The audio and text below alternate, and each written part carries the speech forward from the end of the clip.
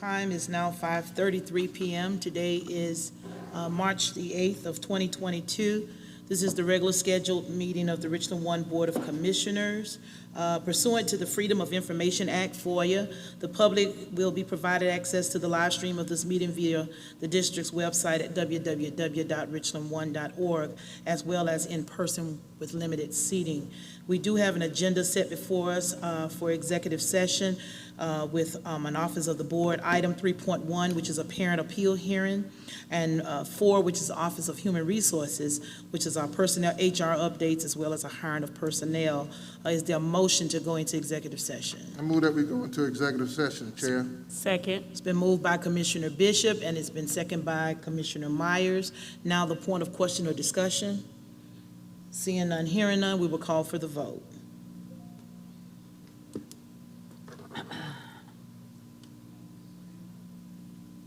All those in favor say aye. Aye. Those that oppose say nay. The ayes have it. The vote is unanimous. Let the record also show that all board members are in attendance with the exception of Commissioner Devine at this time. Thank you. The time is now 7:02 p.m. It is March the 8th of 2022. The Board of Commissioners have been in executive session since 5:30 p.m. We did exit executive session at 6:27 p.m. with a motion by Commissioner Bishop. It was seconded by Commissioner Clyburn, and the vote was unanimous to end executive session. We are now going into our public portion of our meeting with an agenda set before us. Let me state before we do the call to order and the agenda that we'll do that afterwards. We're going to first do our invocation on tonight. Is going to be presented by Minister Timothy Griffin, who's the youth pastor of True Believers Church of our Lord Jesus Christ in Columbia, South Carolina. We're going to ask if he will come to the podium at this time and provide our invocation.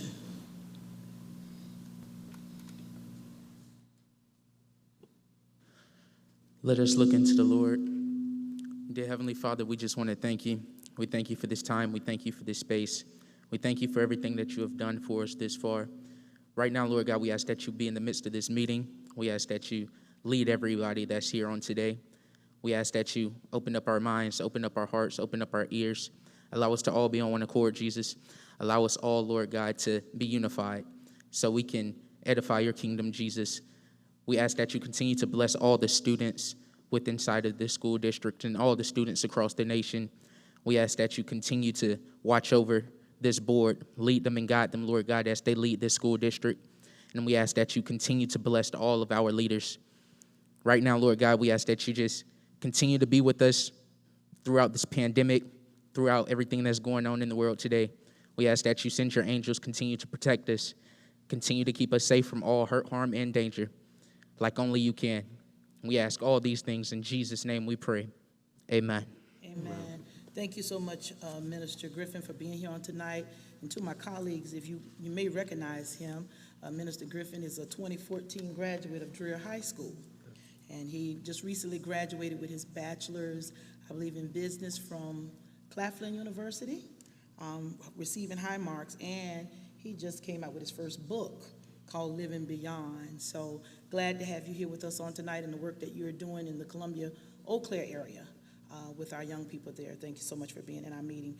At this time, we'll call for the agenda adoption. But before we adopt the agenda, I do want to make one switch on the agenda. I would like to do Office of the Superintendent before we do the Office of the Board because of the updates that Dr. Witherspoon will provide. We may have to address some policies, so we do want to make that switch. We will cover everything on the agenda, but we just need to do the Office of the Superintendent report prior to the Office of the Board. With that one switch, we need a motion. I make a motion to approve the agenda. Okay. Second. Okay, the motion's been made by Commissioner Myers to approve the agenda with that one switch. It's been seconded by Commissioner Bishop. We'll open the floor for any questions or comments. Commissioner King? Yes, Ms. Harris, thank you. I have a couple questions regarding the agenda. So 1102 through 1107 are... Can you pause 1 second? There is an echo, so we cannot really hear up here. Can we tweak the echo a little bit? Ms. King, you may need to speak with the mic off. Test. You good? Echo? No echo? You sound better. Is that good? Okay, so, as I was saying, the agenda as it stands currently, 1102 through 1107 are policies. What is it? Is it an action item? Those are information items. Those are just information items? The only policy that may be an action item is 11.2, Is 1102? which is policy ADD. Okay, so if it's an action item, given that it's, Is that gonna be information tonight? Is information? It is information, I'm sorry. If the only thing that would make it an action item is the board. is the So, what? The only way that it will become an action item is the board deciding to make a motion to take action. That's why we want to do the report first. Okay, because usually policies, if we make any reviews or changes, have to go through, I mean, that has to be stated, and they have to go through 2 readings. Right, and the Right. reason why the policies are listed is because based on the report that the superintendent is going to provide on tonight, we may have to address that policy tonight, but we don't know that point of discussion until we get there. So that's why it's on there. It may be an information, it could be an action. A board member can take and make a Okay. motion at any given time on any item listed.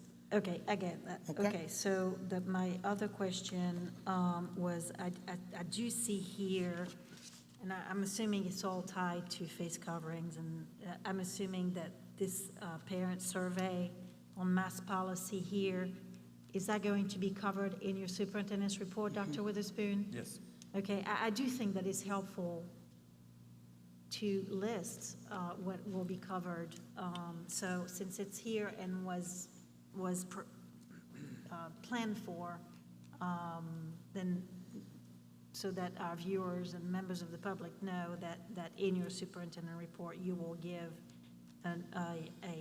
the result of the parent survey.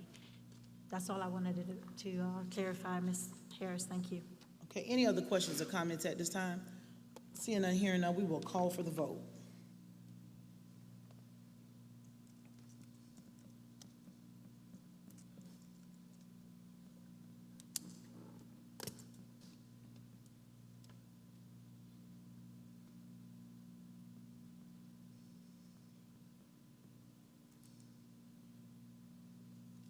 Let the record reflect the vote is 6 yeas, it's unanimous, and at this present time, Commissioner Devine has not arrived as of yet. So the agenda for tonight has been approved as stated.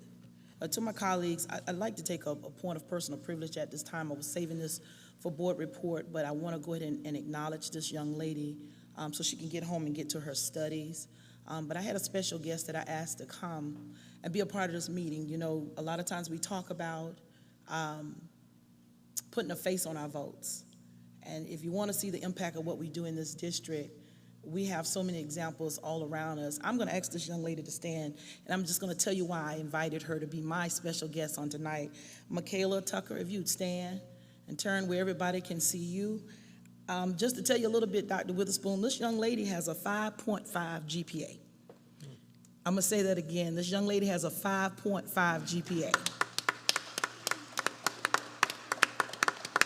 And it gets even better. She plays volleyball and soccer. She's going to be a cake completer at the end of the school year. She is dual enrolled.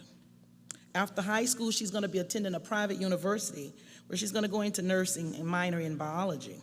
She's going to be a travel nurse, and then she's going to return back to med school because she wants to open a pediatric office in her community. She is a Lower Richland student. She has the highest geometry honors average for 2018-19. She has the highest GPA average for Lower Richland and Upward Bound. She has perfect attendance, you all. She's a Red Cross CPR AED certified since 2019. She's been on the principals list since 2018. She is the host of State Leadership Conference Medical Spelling Champ, 2nd place. She is the host of State Leadership Conference Healthcare Exam, 1st place recipient. She is the president of the HOSA Club here at Lower Richland. She is the president of the Beta Club here at Lower Richland. She is the student government senior class representative and the parliamentarian. She's an Urban League Cake nominee. She's a National Honor Society member since 2018. She's a member of Skills USA and a member of FBLA. And I asked this question, how do you get all of this done? I don't know, but I want to also acknowledge her awesome father, Mr. Sigmund Tucker, who's here with her, if he would stand and be acknowledged. If you ever want to be reminded of what we do here in Richland 1, you don't have to look far, and I believe that's his son there as well. And I believe he's on a full ride at Coastal Carolina. Boy, I tell you, I keep up with my kids. You can stand and be recognized. But it's important that we see what's happening in Richland 1. This is what makes us R1 strong. And I encourage my colleagues, you want to shine out on a student, please invite them to our meetings, because it's important that we bring kids like Michaela into the meeting so we can say to you, thank you for representing Richland 1 well. Do us proud, and we will continue to support you and cheer you on from the sidelines. Thank you so much for being here. I know you want to get home to study, but thank you so much, baby girl.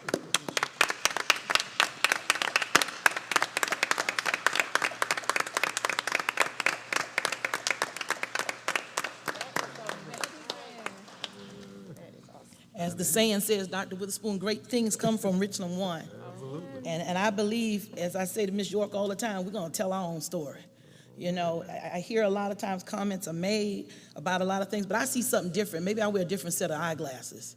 I see growth, and I see students, even in a pandemic, with perfect attendance and faithful and loyal to that, and even saying, can you introduce me early so I can get home so I can study? That's a powerful thing. She knows our meetings go long. So, Michaela, thank you so much for being my guest on tonight. At this time, we'll go to the consent agenda, which is 7-1, our minutes from February the 22nd. A contract extension for information technology professional services. 7.3 is a contract extension for site license subscription and professional development. What's the pleasure of the board? Move for approval. Second. It's been moved by Commissioner Myers and second by Commissioner Bishop. We'll open the floor for any questions or comments on any of these items from any board member. Commissioner Lomanak. I've got a couple questions about 7.02 and 7.03. The 7.02 looks like it's a bunch of IT contracts, if I'm correct. And I know that there are times, and Dr. Witherspoon, you can decide who might be best able to answer this. I certainly am aware that there are times that it is better to contract out services, and that might be the case for all of these. But I noticed that the services listed seem like the type of services that are going to be kind of a permanent, ongoing type of IT services. Maybe I'm misreading the types of services that we're contracting out, and I'm just trying to figure out when do we make the decision to contract out those types of ongoing services, and when do we decide just to hire more staff? Yes, these are staff augmentation decisions, so we do have certainly individuals in the IT shop that handle some of those things.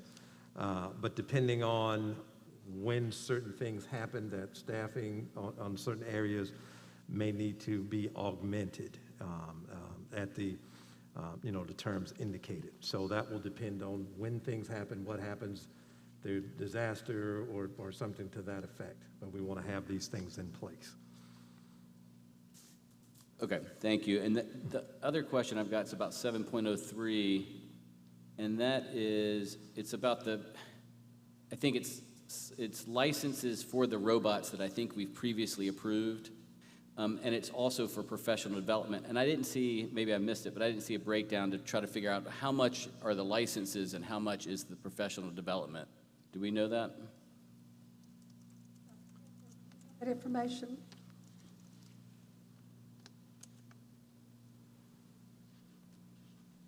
Commissioner Lomanak, I'm sorry, I do not have that detail. Ms. Outing may have it, but I do not have that detail with me. Okay. We can have that broken out. Okay. And one other quick question. Is the professional development, is that all related to using, I guess, training folks to use the robots? Yes, sir. Okay. Yes, sir, it is. All right, I assume so. I just want to make sure. Thank you. Thanks, Chairwoman Harris. Any other questions? Seeing none, hearing none, we'll call for the vote.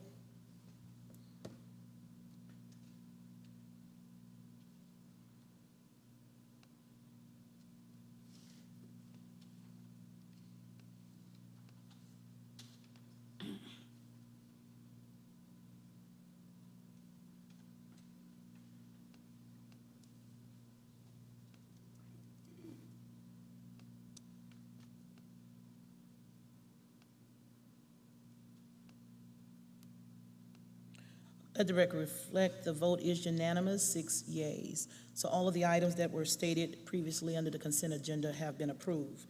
We'll now move on to 8, which is the Office of Operations, with 8.1. And actually, if we can read in 8.1 through 8.4 without any objection from the board, we can take one collective vote. 8.1 is a contract for Dell laptops. 8.2 is a contract for software site licenses. 8.3 is a contract for prepackaged meals for students. And 8.4 is a contract for emergency security surveillance equipment maintenance and repair services. What's the pleasure of the board? Move for approval, Madam Chair. Second. Moved by Commissioner Bishop, second by Commissioner Myers. We will open the floor at this time for any questions on any of these items. Commissioner Lomanak? Thank you, Chairwoman Harris. Just got a couple questions about 8.02 and 8.03. 8.02 is the software, the virtual reality simulation of, I guess, of jobs, which is awesome. So I want to make it very clear. Super happy to see that. My one question is, right now it's slated to go only to Title I schools. Is there any way that also Title I students at non-Title I schools could be somehow served? Who's that? I think someone's Short coming. answer, I want to say yes, but Good afternoon, good evening, everyone.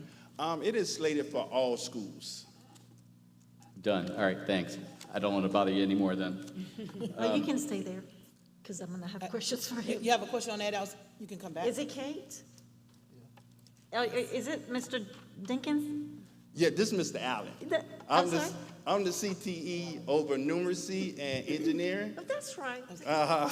You were W.A. Perry. So it is. Yeah, but great math teacher. Hi, good to see you again. Awesome math teacher, right? Yes, ma'am. Yes, there you go. Are you done, Mr. Malamanak? I'm sorry, I didn't. With 8.02. Yeah, yep. you can go and ask your question since it's, So since you're here, I've got questions about 8.01, those Dell laptops. okay, hold 1 second, because that Is was that- 8.2? Okay, do you have any questions on 8.2? On 2, actually, I do. Ask your 8.2 question since we're on that one. 8.2. How many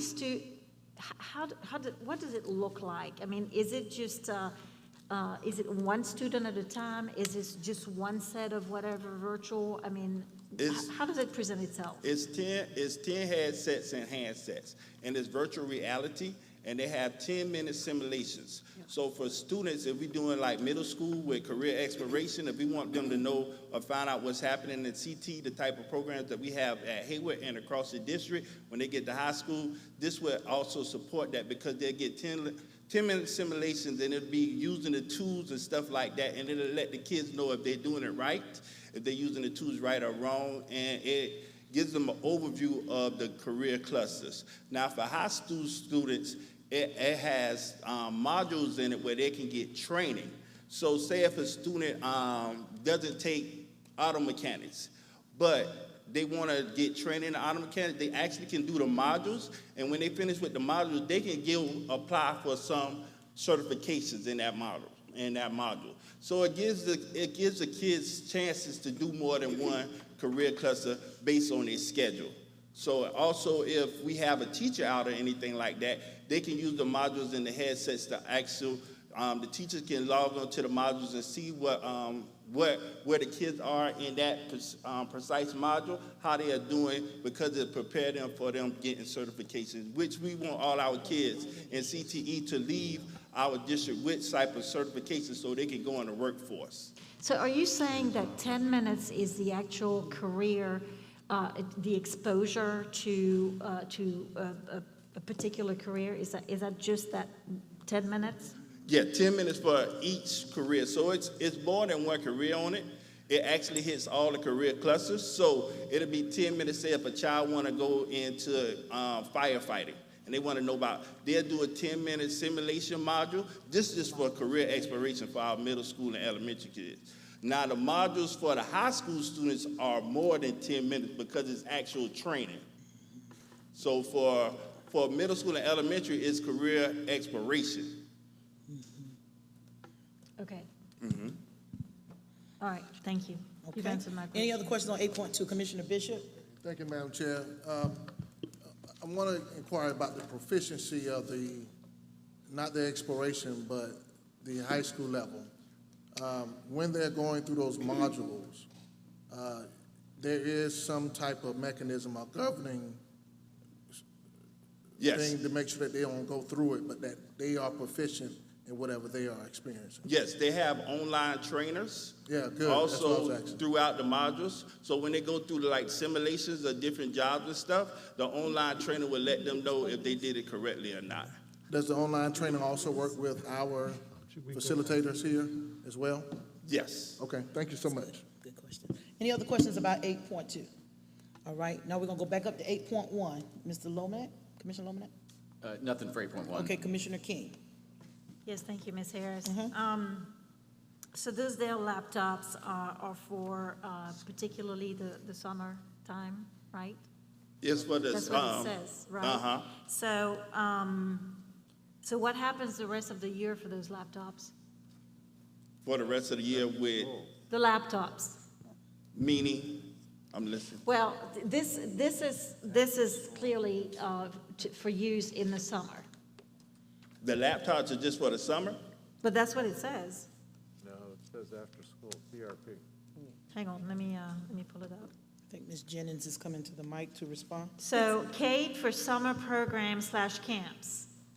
That's, I'm just Oh, reading. all right, And so after-school camps. right now, we need the laptop, because those will be updated laptops, but it'll be for the summer, that's why we need them now. But during the year, it will go for throughout the year, especially with the goggles and the modules and stuff, because you can access the stuff through online.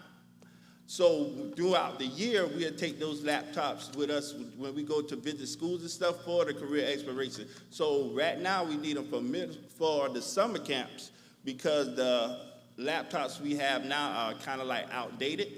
So we need upgraded laptops. Oh, okay, so, I mean, this is not what my understanding was. I thought that was, maybe I'll listen to Ms. Jennings. Good evening. In addition, what it is with these particular laptops, they will be used for students to also check out for internships and apprenticeships. In addition to that, they are going to include some additional software that may not be on the laptops that they have that are assigned to them. These are special laptops. They will be used for after-school programs, and they may include specific software for students to use after school during those internships and apprenticeships. Okay, all right, I understand it better. Thank you so much. Okay, any other questions for 8.1? Okay, we've covered 8.2. 8.3, the prepackaged meals. Commissioner Lomax, and I'll ask this question real quick. This is for the students while we're going out on spring break, correct? Thank you, Mr. Carlin. Okay, Commissioner Lomax? I know I'm always asking about this. This says pending approval of ESSER 3. Do we know what the timeline is to find that out, and what we'll do if it's not approved? Yes, we submitted it already. Since the winter program was approved, we're going to assume that the spring break program will be approved, but we may have to ask for funds out of fund balance if that doesn't happen, but I expect it to happen. Okay, thank you. Thank you, Chairman Harris. Any other questions? Okay, we'll move to 8.4. Any questions on the emergency security surveillance equipment maintenance services?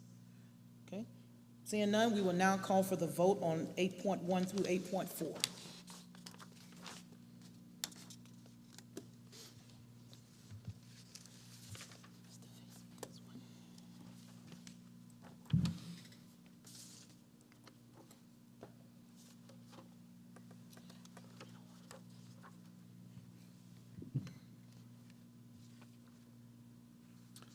Let the record reflect all items previously stated under the Office of Operations from 8.1 to 8.4 have been approved. The vote was unanimous. We'll now move to 8.5, which is the request for reallocation of fund balance. Mr. Carlin. Madam Chair, members of the board, Dr. Witherspoon, the administration is requesting approval of the reallocation of a portion of the fiscal year 2021 general fund balance. This will be transferred to a capital project to make emergency repairs to the electrical system at Lower Richland High School. This is an estimated cost at this time, although we do not expect it to increase based on current estimated cost to repair of $630,000. The administration so recommends. You've heard the recommendation of the administration. What's the pleasure of the board? Move for approval. Second. It's been moved by Commissioner Myers and second by Commissioner King. We'll open the floor at this time for any questions or comments. Seeing none, hearing none, we will call for the vote.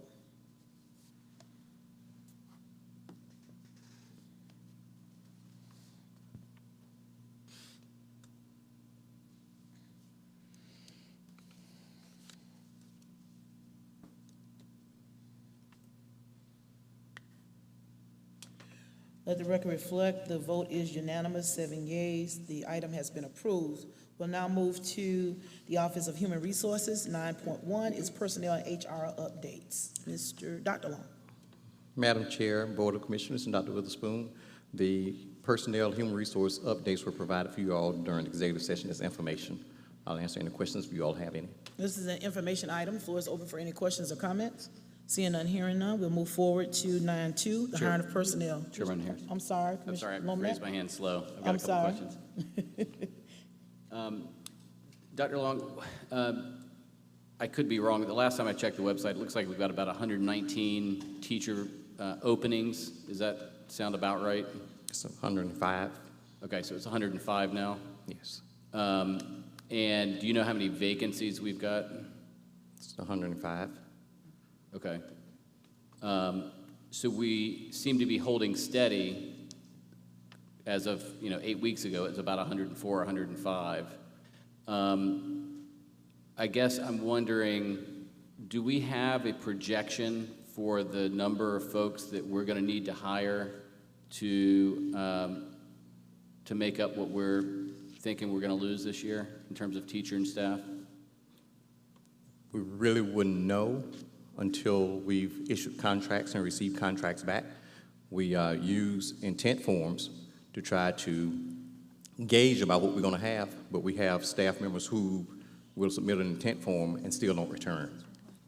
So the most definite way we'll know who we're not going to have to return is when we have contracts returned. Sure, yeah. And what are the letters of intent telling us this year? Are they coming back and with more people leaving than in past years, or same? Probably a few more. Probably we're talking about maybe 10 or 15 more from letters of intent. Okay.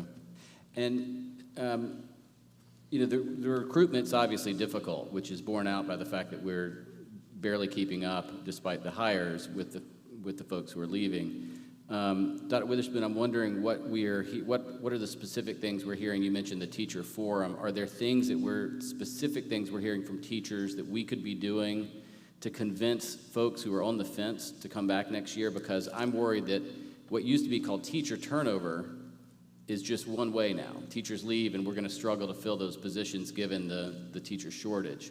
What are we hearing from that teacher forum that we might be able to act on? Well, what we're hearing is what we do. We, whether it's curriculum, HR, or just about anything we do, we follow up with teachers and ask, if there's from curriculum to other things that we do. So that support that we provide, and Dr. Long may have shared, I think some of this before, when you ask one person what support is, there's one definition, then what is support, and then there's another definition. So we do encourage, any and all of our teachers to have that two-way conversation, certainly at the school level, or to let others know in terms of if there are situational types of things that we can address and work on. We've gotten good feedback, again, from the Richland 1 Excels activities that we've done, from providing funds so that school staff and departments could talk directly to teachers and other staff to say, hey, what might be some of those other things that we can do, but to encourage those, that communication and collaboration. And those are the things we'll continue to do. Some of the things that you hear statewide in terms of, I know there are a couple of laws around planning and having that unencumbered time and so forth. We don't necessarily have that issue here because of the elective offerings and things that we have in place to free up that time so that that's not an issue. But where there are individual issues that we can address, we do that, and then provide oftentimes some of those why responses. Why do we do that? Why do we do this? Or can we look at things differently? And then, again, where we can address those things, we absolutely do. And is there anything specific that we're hearing from the teacher forum that you referenced at the last meeting? You said that you were meeting with teachers and the teacher of the year was in charge, and that Yeah, they always give us feedback in terms of, well, let's look at this, let's look at that. We have them on task forces, whether that's, as we've looked at the COVID situation and then others. But most of the time, there are things related to maybe a situation or something like that, and we try to get to the specific teacher and not have that, well, I heard someone said and so forth, but we try to get to those specific items. And that's the same thing when we have our monthly meetings, Doug Long and I, when we have our monthly meetings with the teacher associations as well. And they give us feedback, and again, some overarching things that we get, and where there's some individual items, we go back and address those. And I'll tell you, there's some of the things that there's an individual on that call or meeting, if you will, and she often says, well, we don't hear as much out of Richland 1 as some other places. So we do try to, again, keep those lines of communication open and address any of those individual items that come up. The pay piece, we know that's something the legislature is taking a look at, and this board has been real good, and as we brought budgets to you in terms of starting salary and adjusting some of those things, and that's something Dr. Longshop has been looking at in terms of some of those other levels in our various pay schedules, that as we work through this particular budget, this budget year, depending on what the legislature does, that we might be able to address some things there as well. So we try to remain competitive with regard to salary. And again, from budget standpoint, we had a input session, information session, I think it was yesterday, as a matter of fact, and we had staff attend that. So we try to keep the lines of communication open and let everybody know, hey, if there's an issue or concern, let us know. And that's some of the feedback we get is, well, you all do listen. Just last question. There's a huge range in teacher turnover by school. Some as low as 7-8%, some as high as 36%. And obviously, I haven't seen what the teacher transfer requests look like, but do the executive directors, or do we have any way of really looking at some of the schools that are experiencing high turnover and going directly to the teachers at those schools and creating structured ways that we can get feedback from those teachers? Because, as I said a minute ago, a school with a high teacher turnover next year might be a school with high vacancies, and I'm really worried about that and seeing if there's a way to avoid that or mitigate it. Again, we try to make sure that the lines of communication are open. Sometimes we don't know, might there be is there a personnel matter? Is there not? What is the issue? And try to drill down to that. And that's going to be some individual conversations with those folks. Some of that you can't necessarily do in a group setting, but if there are issues, and what we have done in the past and we continue to do, where we see some high numbers, there are some targeted conversations, discussions in terms of that why. What's going on? What can we do? And what can we take a look at as well? So that is done. Great. Thank you, Dr. Witherspoon. Thank you, Chairwoman Harris. Absolutely. And on the heels of that, just to add to the conversation, if we are aware of possible high turnover or a tremendous exodus of teachers, we owe it to the district as a board member to make the superintendent, the HR department aware of that so they can not be reactive but proactive. So I would encourage any of my colleagues on the board, if you are aware of certain situations, please share that, please tell, so that we can work together to make sure that we're able to staff our schools effectively and efficiently for the upcoming school year. There is a motion on the floor. Commissioner King? Just one last thing, and it comes also back to teachers. Obviously, teachers are the backbone of everything. If we don't have teachers, our community needs to be very concerned and very engaged, because we don't want to end up with classrooms of 50 kids, and that's where we're heading in all the national trends. I have looked at the teacher turnover by school because that data is on the Department of Education website, and I do think that when you see a 3-year trend at particular schools for high turnovers, that raises very serious flags, and usually it's a leadership issue because teachers leave because they don't feel like it's happening. So that needs to be looked very, very seriously.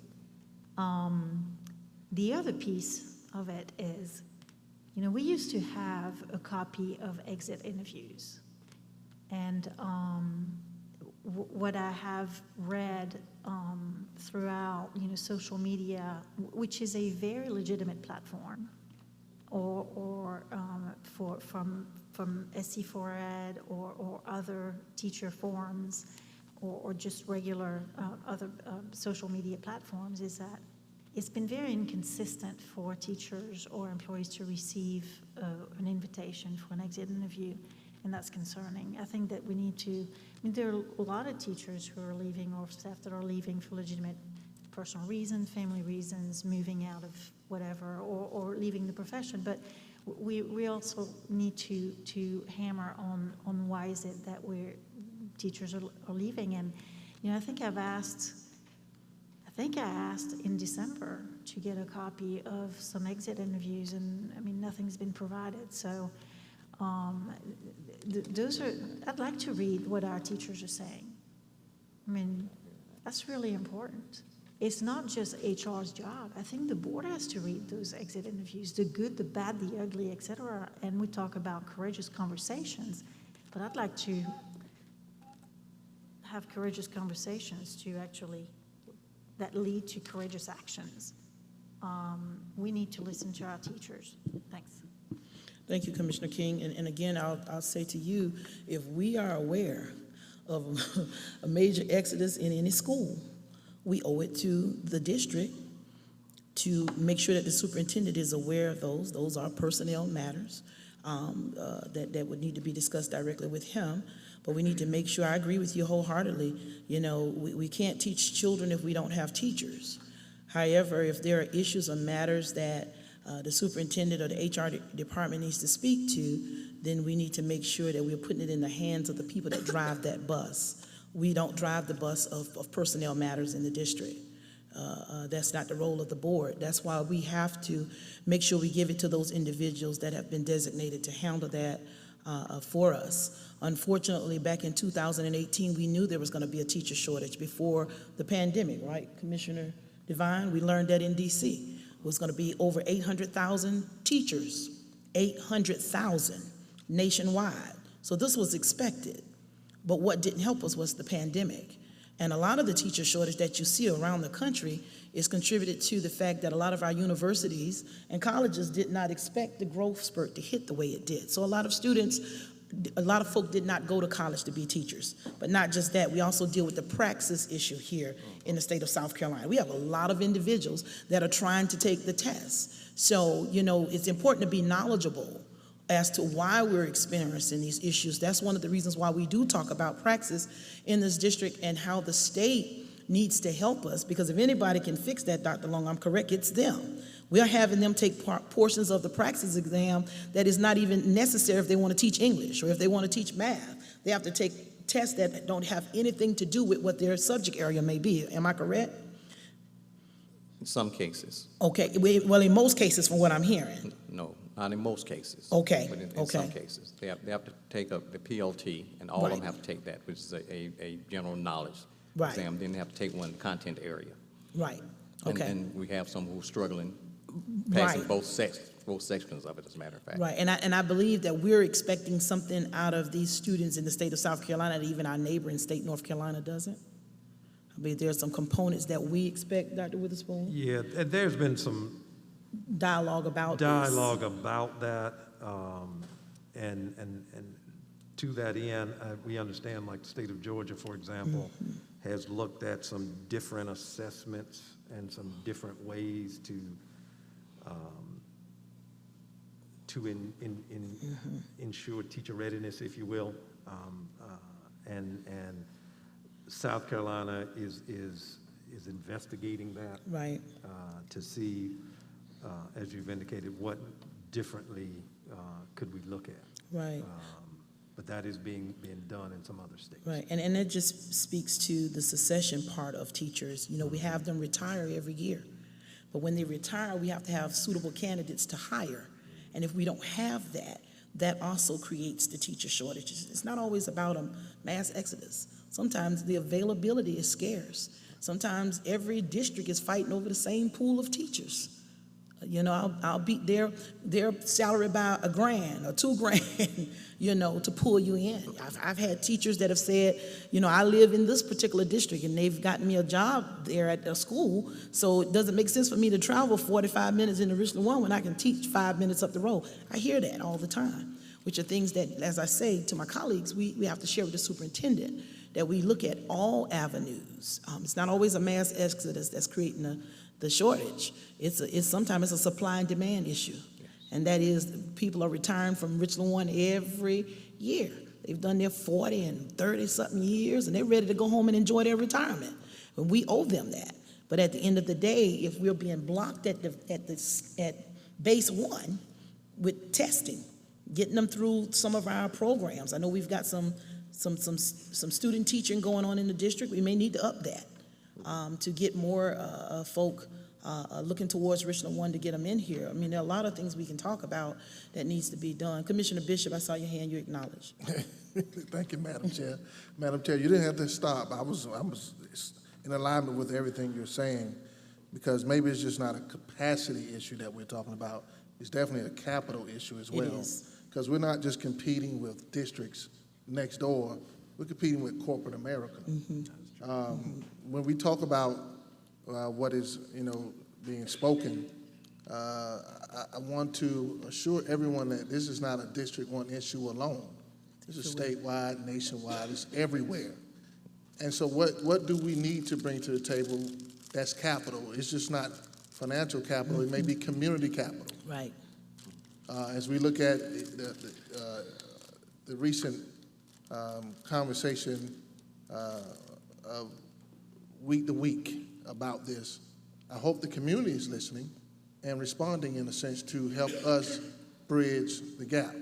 Now, I just recently, just throwing it out here because they are here, Shekinah Glory and Eau Claire Ministerial Staff, Ministerial Alliance, they came together as a community to find out how could they be a village to raise the child, because it can't just be the school district.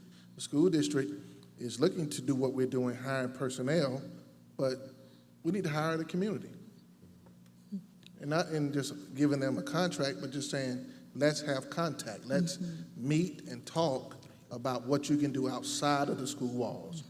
Because it's not just a capacity of how many teachers, it's a capital thing, not financial capital, but just also human capital. Right.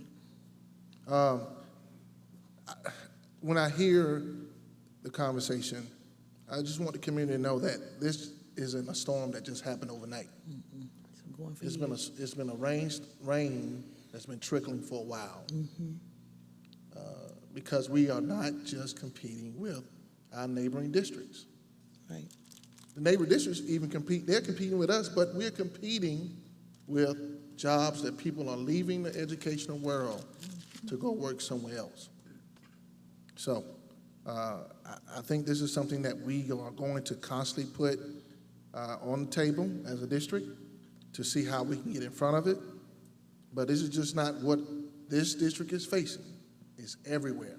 And so, yes, we are having a courageous conversation. Madam Chair, I hope that one day we can maybe have a work session to get us prepared about what is in front of us, because I think this is something that may be exasperated because of what you just identified, which is the pandemic. But we're in an endemic now, hopefully. Right. Hopefully, soon enough, where we got to deal with this.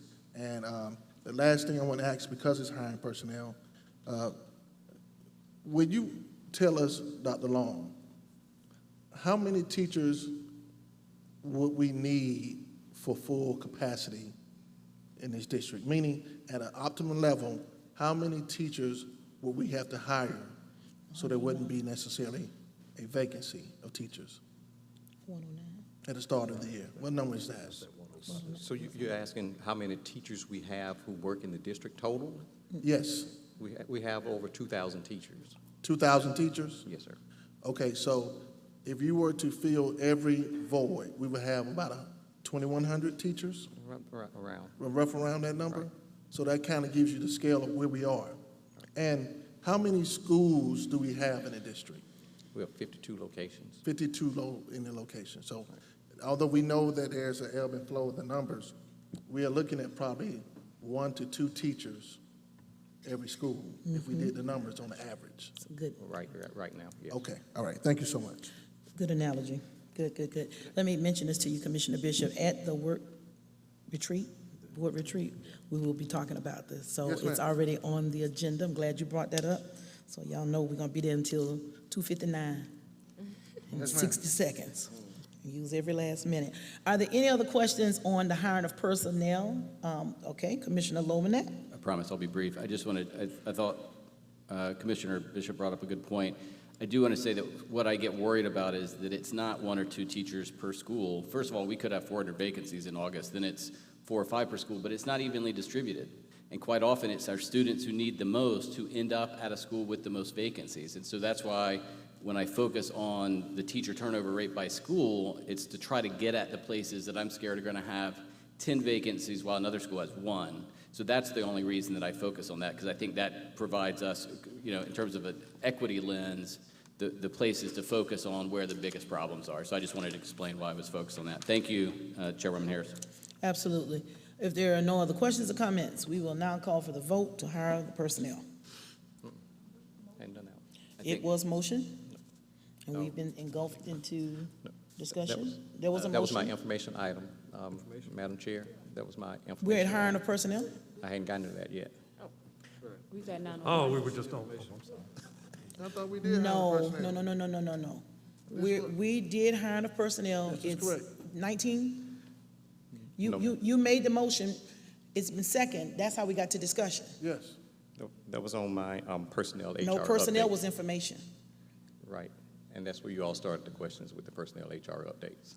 But the personnel and HR, Yes, I believe Dr. Long is right. Okay. We have not gotten to 902 yet. so we already done hired the teachers and everything else, That's so,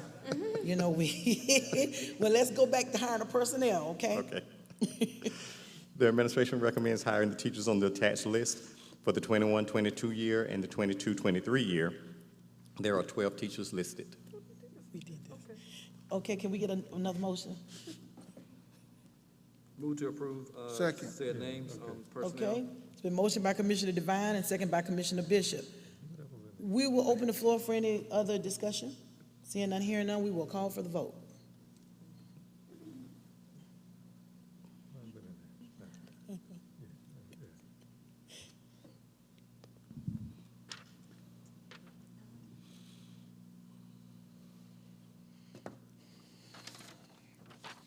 I'm sorry.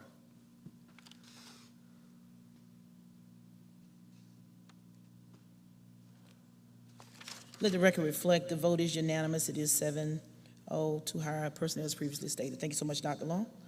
We'll now go to the Office of Academics, 10.1, which is the first reading and approval of the 2022-2023 academic calendar, Draft B. Dr. Broussard.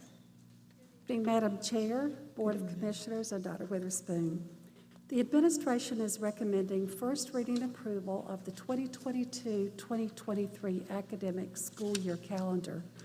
The district's calendar committee developed two drafts, Drafts A and Draft B, for consideration. Input was then sought from stakeholders through an online survey.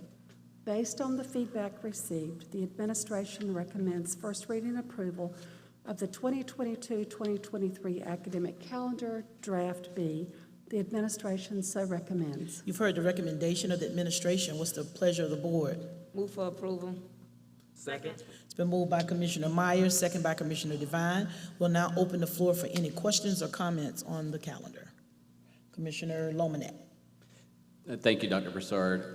I do want to point out that I'm excited to see that this calendar would conclude first semester before winter break, which I think is a huge improvement. I did want to ask a question, and this might be better asked of Dr. Witherspoon, and that is, have we ever considered decoupling spring break and Easter? Just from a teacher's perspective, that slog from January to Easter can sometimes be really long because Easter shifts so much, and I didn't know if we'd ever considered that. And I realize that's not going to be germane to this particular discussion, but just wanted to ask. Let me say this, and then Dr. Broussard. One of the things around spring break and some of the holidays we do, just because our teachers may live one place, work in another, and have kids and so forth, we do try to work with some of our neighboring districts on spring break and some of those, because then it becomes an issue. I'll say, yes, we're open to any and all of those. And as you see, we do try to put in at least one or two breaks, if you will, of some sort each month, be it a work day or if a holiday falls and so forth. But Dr. Broussard, I don't know if you want to add. Commissioner Lomanek, it might help if I provide a little bit of background information about the process. We always begin with representation from teachers, parents, classified staff, principals, executive directors, certified staff, a board member, and then I serve as the ex officio member of the group. The largest contingency represented includes teachers and parents. So we select 10 teachers and 10 parents to be the voices on the committee. During the first meeting, we explained the statutory requirements around the calendar. Then when we break into groups, we ask our subcommittee chairs, and this year the subcommittee chairs were Dr. Hackwood and Mr. Glover. We asked them to work with their committees to determine what the priorities are for consideration. So in Dr. Hackwood's committee, for example, one of the priorities was to try to end first semester before the break. To my knowledge, it has not come up to have the spring break separated from Easter, but if that were a priority that was brought up by a subcommittee, then that subcommittee would have the opportunity to address that. Great. So we leave that completely, the priorities, in addition to the statutory requirements, are left up to the subcommittees to consider. Thank you, Dr. Witherspoon and Dr. Broussard. Okay, any other questions? Commissioner Bishop?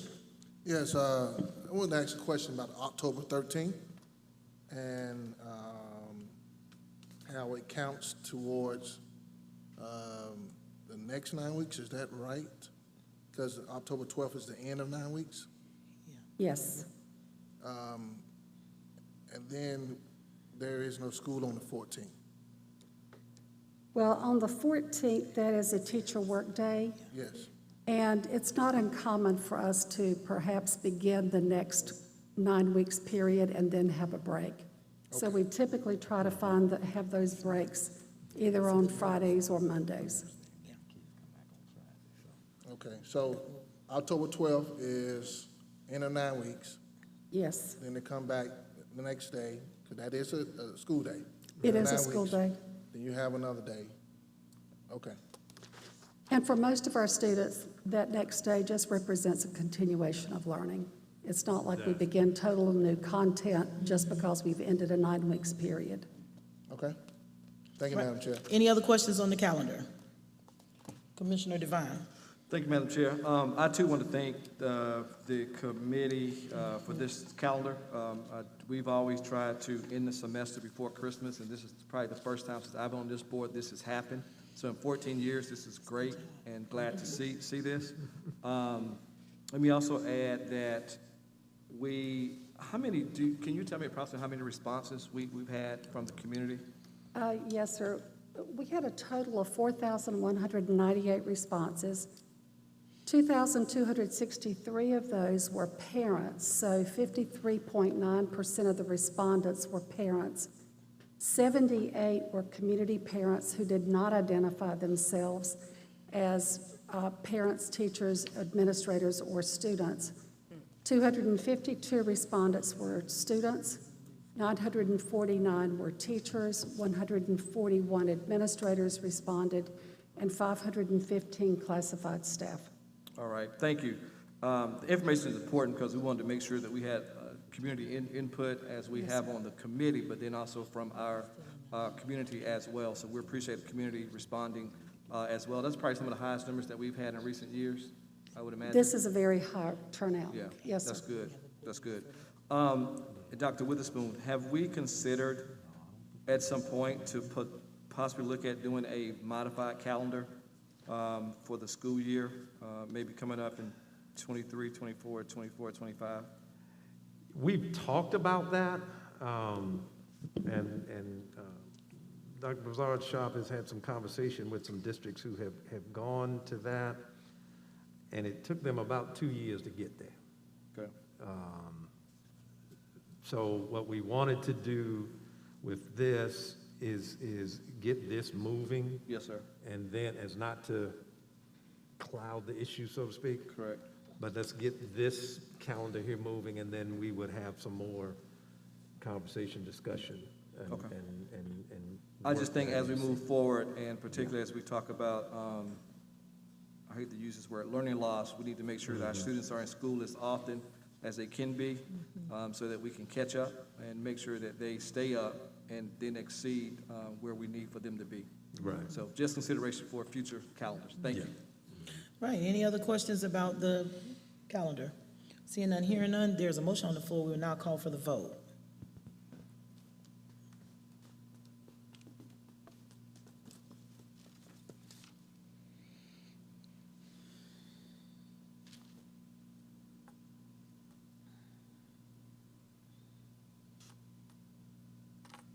The vote is unanimous, 7-0 vote.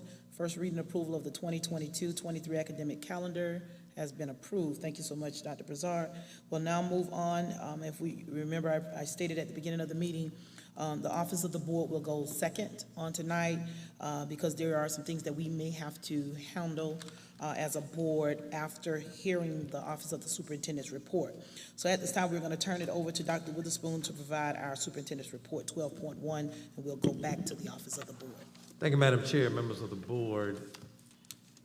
First item before we get into some other information that I would like to share, I would like for Dr. Minor to give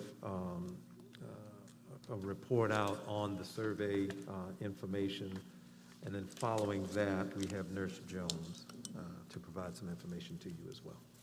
Dr. Minor. Good evening, Chairwoman Harris, Board of Commissioners, Dr. Witherspoon, and Cabinet members. Do want to just bring you up to date on the staff and parent survey for the mask policy. And so the background on this was, as stated before, the Centers for Disease Control and Prevention announced that it's no longer recommending universal indoor mask wearing in K-12. And so we wanted to put a survey out there to see what our staff and our parents were feeling about the mask. And so, as I said, we wanted to gather information, and so we did that with the survey. And the logistics of the survey, the parent survey was set up using eCollect in PowerSchool. That is a product that was purchased by the State Department of Education, and it allowed us to create a survey so that it would only go to the parents that had students in Richland 1. And then we also used our teams to do our staff survey because that had all of our addresses from our staff members in there, from bus drivers and the others that would answer that. So that's how we set up our survey. Looking at our parent and guardian survey responses, we had 3,436 parents and guardians that did respond. However, some of them were duplicated. We did have an issue with eCollect. We contacted the company and we were made aware that they made a mistake in telling us which form to utilize. And so we were able to go ahead and continue using that form. Even though parents were not sure that their surveys were being submitted, we did send out another message that said, if you get the message that says, thank you, your survey was submitted, that we received it.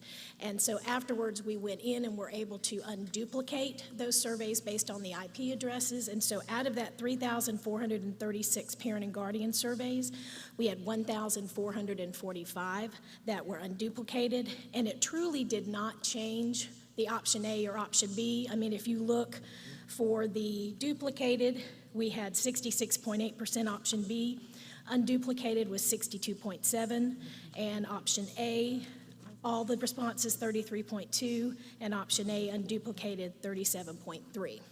So in that, parents were also allowed to bring comments. And so for option A, we just kind of looked at what were some of the general responses for those that wanted to keep the masking policy in place. And some of them were general safety, and you can see some of those comments that are there for you. I'm not going to read all of it to you, but the second one says, better to be safe than sorry. Got to keep the students and school staff and their families safe. Continued were just consistency. Keep the mask on for the rest of the year. COVID-19 is still around, and if the children bring it home, it affects the whole family that's living in that household. And then if we look at option B from the parents to shift to a mask optional policy, we had some responses that were about looking at the CDC data, looking at the science, how are we using that data? DHEC is no longer counting it. Also that it's overdue, that dropping the mask mandate is long overdue. It hasn't prevented my child from getting sick, but it has prevented my soft-spoken child from engaging with her teacher and classmates. More comments on enough.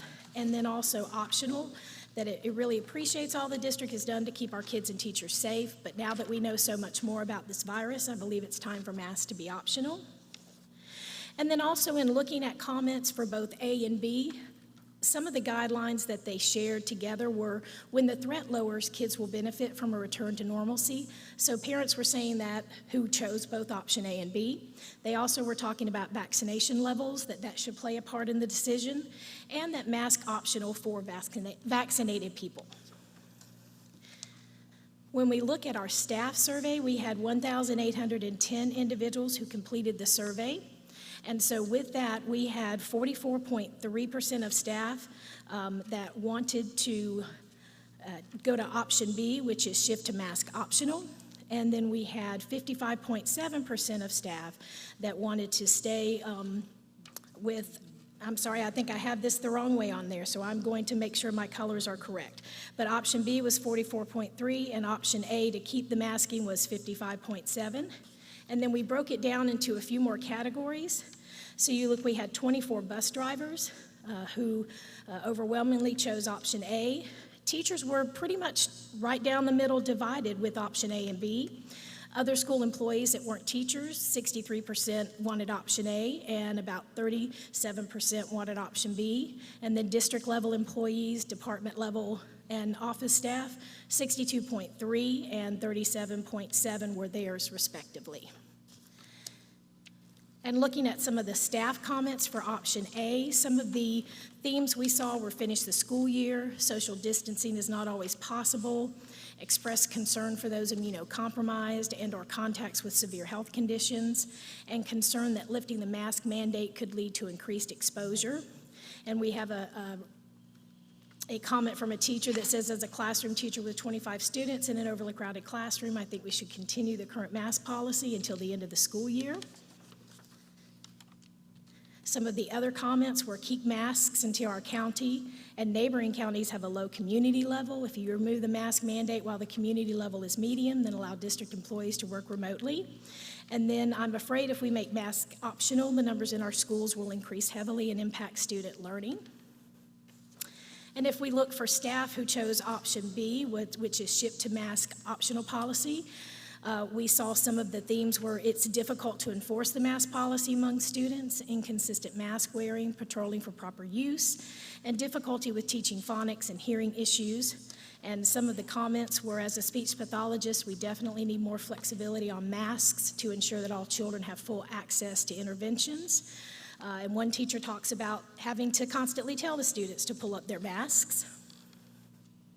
And then as the numbers are decreasing, we think it should be a discretion of each individual. And then pre-K students are being impacted negatively. And then it said, when we shift to a different mask policy, please dedicate time, effort, and energy district-wide to re-educate students, staff, families, and community about the need for reinforced hygiene and care.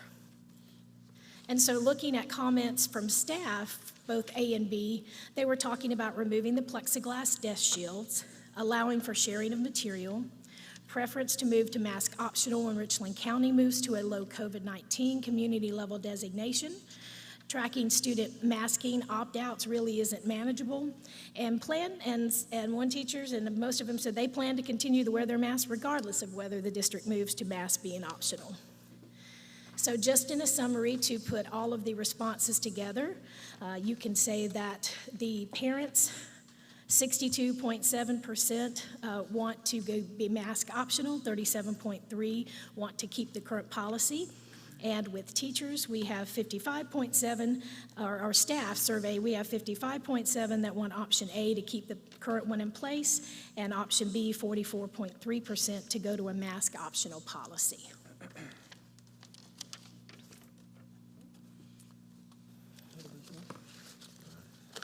Thank you, Dr. Minor, for sharing Yes, sir.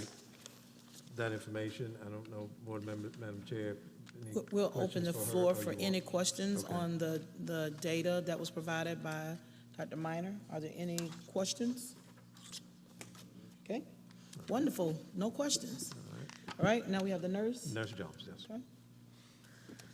Good evening, everyone. Good evening. I'm here to give you updates on the COVID update for South Carolina DHEC as well as CDC.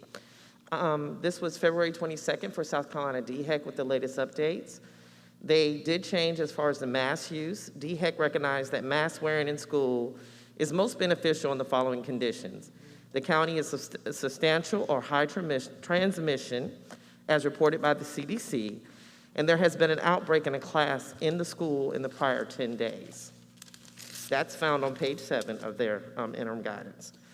On page 8, they continue with an update of contact tracing, quarantine, and test-to-stay programs can be suspended in the following instances. A school has less than 10% of their students, and staff absent due to testing positive for COVID-19 or having symptoms of COVID-19 over 2 consecutive one-week period. Privacy-protected notification should be sent to parents of a classroom with a known positive COVID-19 case. And so before, with South Carolina DHEC, they focused on district and their numbers and their percentage. Now they have broken it down specifically to each school and the 10%. With the CDC update, they have gone to, as of last week, as far as managing low, medium, and high within the counties. And so each day or every other day, you'll see an update in regards to what your county numbers are. As of last week, we were high in Richland County, but as of this evening at 4:40, we were at medium, so we have gone down. Looking at both of these, you would have to really look at both of them and how they specifically look in a district as a whole, even though we know South Carolina DHEC does say 10%. We want to look at the different dynamics that may enable us to make the best decision for the district in regards to the CDC as well as the South Carolina DHEC. CDC looks at more numbers in the specific as far as overall hospitalizations, whereas South Carolina DHEC, we're looking at each individual schools.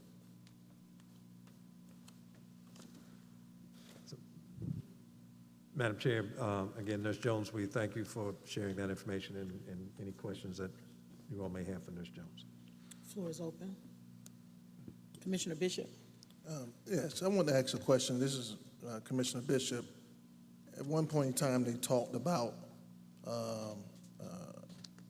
herd immunity. Are we at that level as a society? Okay. Okay, any other, Commissioner King? Yes, good evening.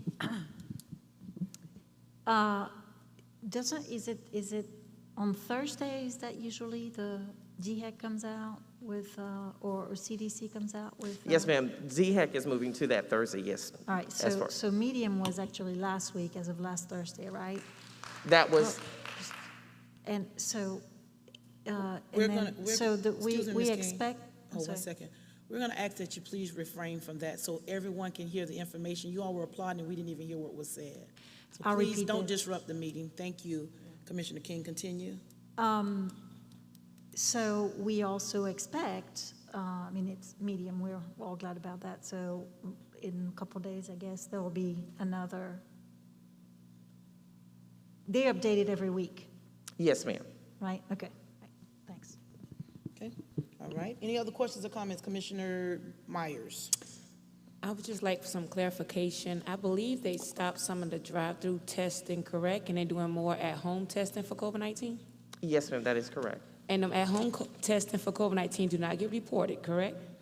Not to DHEC, no, ma'am. There is a attestation form that they do have that they do report to schools, but DHEC still is not accepting it to report. Thank you very much. Yes, ma'am. Right, any other questions or comments?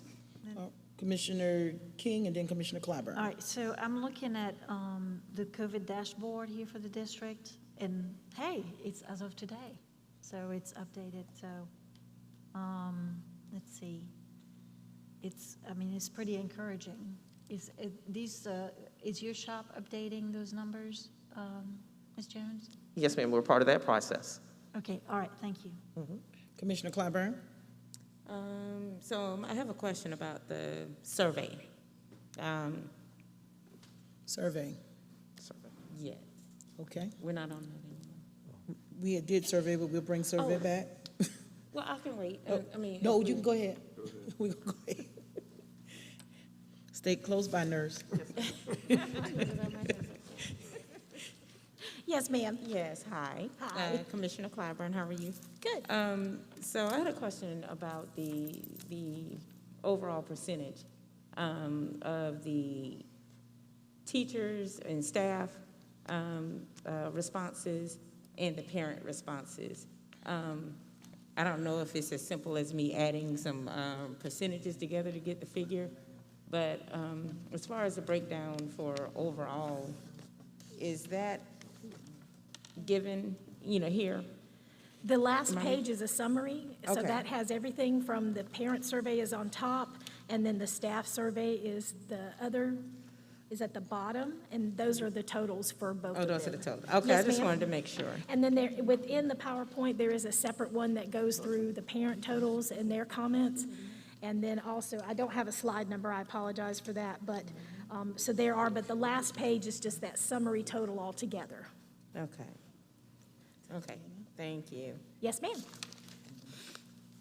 Okay, any other questions? Okay, Commissioner Devine? Thank you. I think this may be some questions for Nurse Jones. Nurse Jones, in the last week, would you say that the data suggests that numbers are decreasing or declining as far as COVID cases? Are we talking about in the school district or in the county? School district. Yes, sir. What numbers are reported to us? Okay. Would you say that we're entering a period of warmer weather and conditions which has less viral transmission? We are actually still in flu season that does not officially end until the end of March. Till when? Till the end of March. End of April, March. yes, sir. April 1st is more of that, kind of the decrease in the virus and everything. Okay. So March 31st. And with the parameters that we put in place over the last 2 years, would you say that those mitigating strategies have allowed us to keep our numbers at a low rate, not close schools, not have any classes quarantined, and has continued us to continue to teach in school in person for the last, I guess, 2 years? Yes, sir. Okay. Let me ask you this. Are there any other mitigating strategies that we can do other than masking to ensure that our numbers continue to remain low? Well, they still do encourage the distancing, making sure that we stay home when we're not feeling well, isolating. But the big, washing your hands, that kind of thing. Yes, sir. All right, this may not be for you, this may be for Dr. Witherspoon or either Mr. Carlin. Are we continuing to maintain our HVAC systems on a scheduled maintenance to ensure that the filters are replaced in a timely manner as it pertains to not just COVID, but just in general to keep our systems going? His mic is not on. Okay.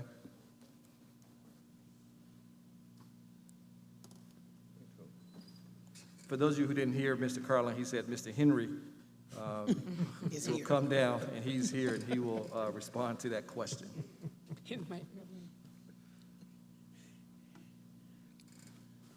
Good evening. Good evening. And yes, I did hear him. To answer your question, sir, yes, we have specific preventive maintenance work orders in our school dude system that automatically print out per school so that we won't forget to go through and change those filters. All right, any other mitigating strategies, i.e., I know one time we were using those static sprayers. Are we still continuing with those type things? And of course, the deep cleaning as we've been doing, are we continuing with those efforts as well? Yes, sir, we continue to use the EPA enlisted disinfectants that were recommended at the beginning. Just so happened we use the same product that the hospitals use. We've used that for the past 8-10 years, so we just continued. We do have the second layer of mitigation, if you will, which is the additional electrostatic spraying that you're talking about that we use in the evening, especially where there has been positive cases identified. In addition, we have introduced ionization into our HVAC units, which assist us with the filtering technology. So we continue to have those extra layers. All right. And this, again, is as it pertains to the ionization, air filters or air purifiers per classroom, is that an option for the district or no at this time? Well, CDC has always recommended that we install HEPA-rated filtration, which we did do at the beginning of the pandemic, so we have those units installed in our isolation rooms, in all of our nursing stations, where you would have that type of control that's needed. In the classrooms, that is where we decided to go with the ionization product, which actually helps us take the contaminants, if you will, out of the air and get it into our filtration units. Okay, all right, thank you. So those are other strategies that we can continue to institute if masks are no longer needed. So that was just my point, that we have other mitigating strategies, and masking is just one of those strategies. Yes, sir. So thank you. Thank you, Madam Chair. You're welcome. But right before I take your question, Mr. Henry, let me ask you a question. As you talked about you said the ionization. What do we do for buses other than the electric status spray? What are we doing for our bus drivers? We can't do anything with that air filtration system on the bus, can we? I'm not. Let's see what Mr. Carlin. Mr. Carlin? Mr. Carlin, yes, Okay. ma'am. Mr. Carlin needs a mic. Mike's not working. Can we take Mr. Carlin's mic live? No, there's no change in the filtration on the buses, although they will change filters. Other than that, there's no extra like ionization for the buses. They do the cleaning with the sprayers, and then we currently are using the masks, but there is no additional ionization. So we're doing the spray in between routes because our bus drivers are triple routed. So after we transport elementary, we spray. Then high school, then we spray, and then middle we spray. And then I will check on that for you to Please do. verify that. If they have time, I'm sure they are, but Okay. in some instances, they're even running 4 times. Okay, right, correct, 4 times. Okay, all right. Commissioner Bishop. Thank you, Madam Chair. I wanted to just look at these numbers again. So, for the survey, sorry, not for you, Mr. Henry, for the survey. Thank you, Mr. Henry. You going back to the survey? Yes. Okay. Survey, just stay close to the front. Yeah, that might be the smart thing. Just let's stay.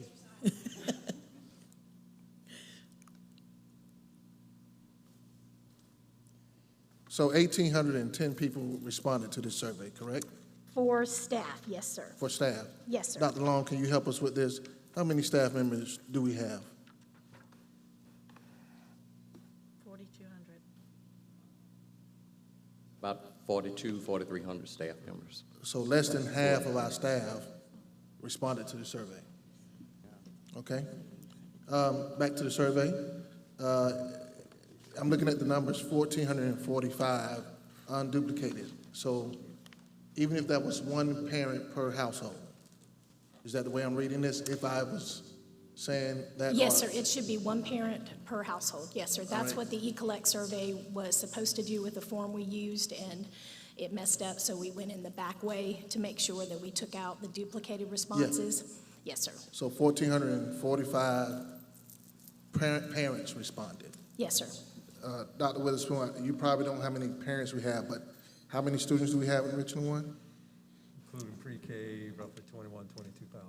22,000. So this is less than 10% of parents. That's my assessment. Thank you so much. Yes, sir. Okay. Any other questions for the nurse or survey? Commissioner Clyburn? Mine is not for the survey this time. I have a question about vaccinations. So I guess I'm wondering, is there some sort of educational type of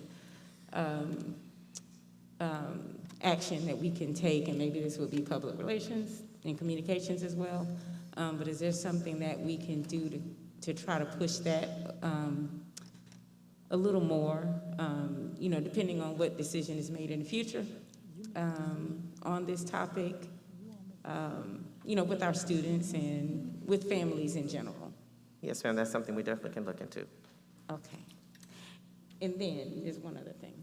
As far as the mitigating strategies that are, that are already being done, and other suggestions that might be approved, is there, again, a public relations or some sort of communications effort that could be done to ease the minds of teachers? Whatever we plan to do, whatever decision is going to be made in the future, we have a lot of teachers that are concerned, that are scared. And I'm worried about, anything that they might decide in the future that might negatively impact our numbers. So is there something that we can proactively do to ease their minds and to make them feel comfortable and safe in our classrooms? Would someone like to take that? Yeah. Dr. Rashad? Is that a question? I will take that. And Commissioner Clyburn, yes, part of what we, depending on direction of the board, what has to follow are several things. To your point, I'll step outside and then get there. Work with county council, but also given the results that Dr. Miner and her shop have collated and shared, there will need to be some internal and external communications about what we have in place. We've done that, but you have to continue to do that. And we all understand the concerns as well. But we'll have to continue to do that. You know, what do we have in place? What we will continue, and this is something that we started having conversation and discussion about last week. What other mitigating strategies do we need to keep or tweak or what have you? So there will still need to be some work to be done. And that communication, that outreach, that PR, if you will, internally and external, will need to continue. And the results that were shared certainly indicate that there is a need to do that as we move forward. And that is something we are prepared to do more of and to continue to do. Okay. All right. Thank you, Dr. Witherspoon. Any other questions or comments?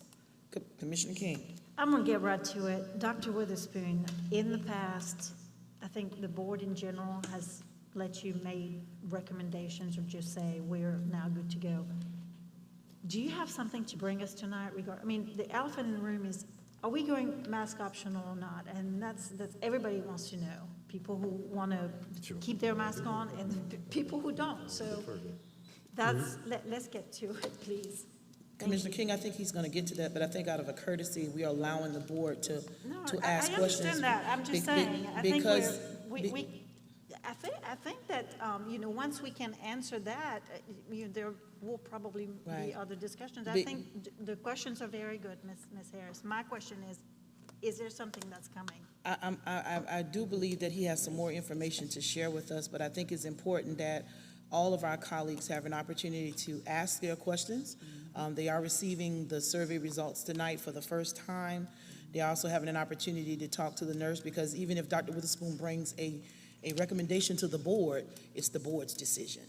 Oh, is it? And right. So it's so if even if he's bringing a recommendation to the board on tonight, it's the board's decision to make. There are a lot of things that have to be considered whatever way we go, because the county is still under a mask mandate.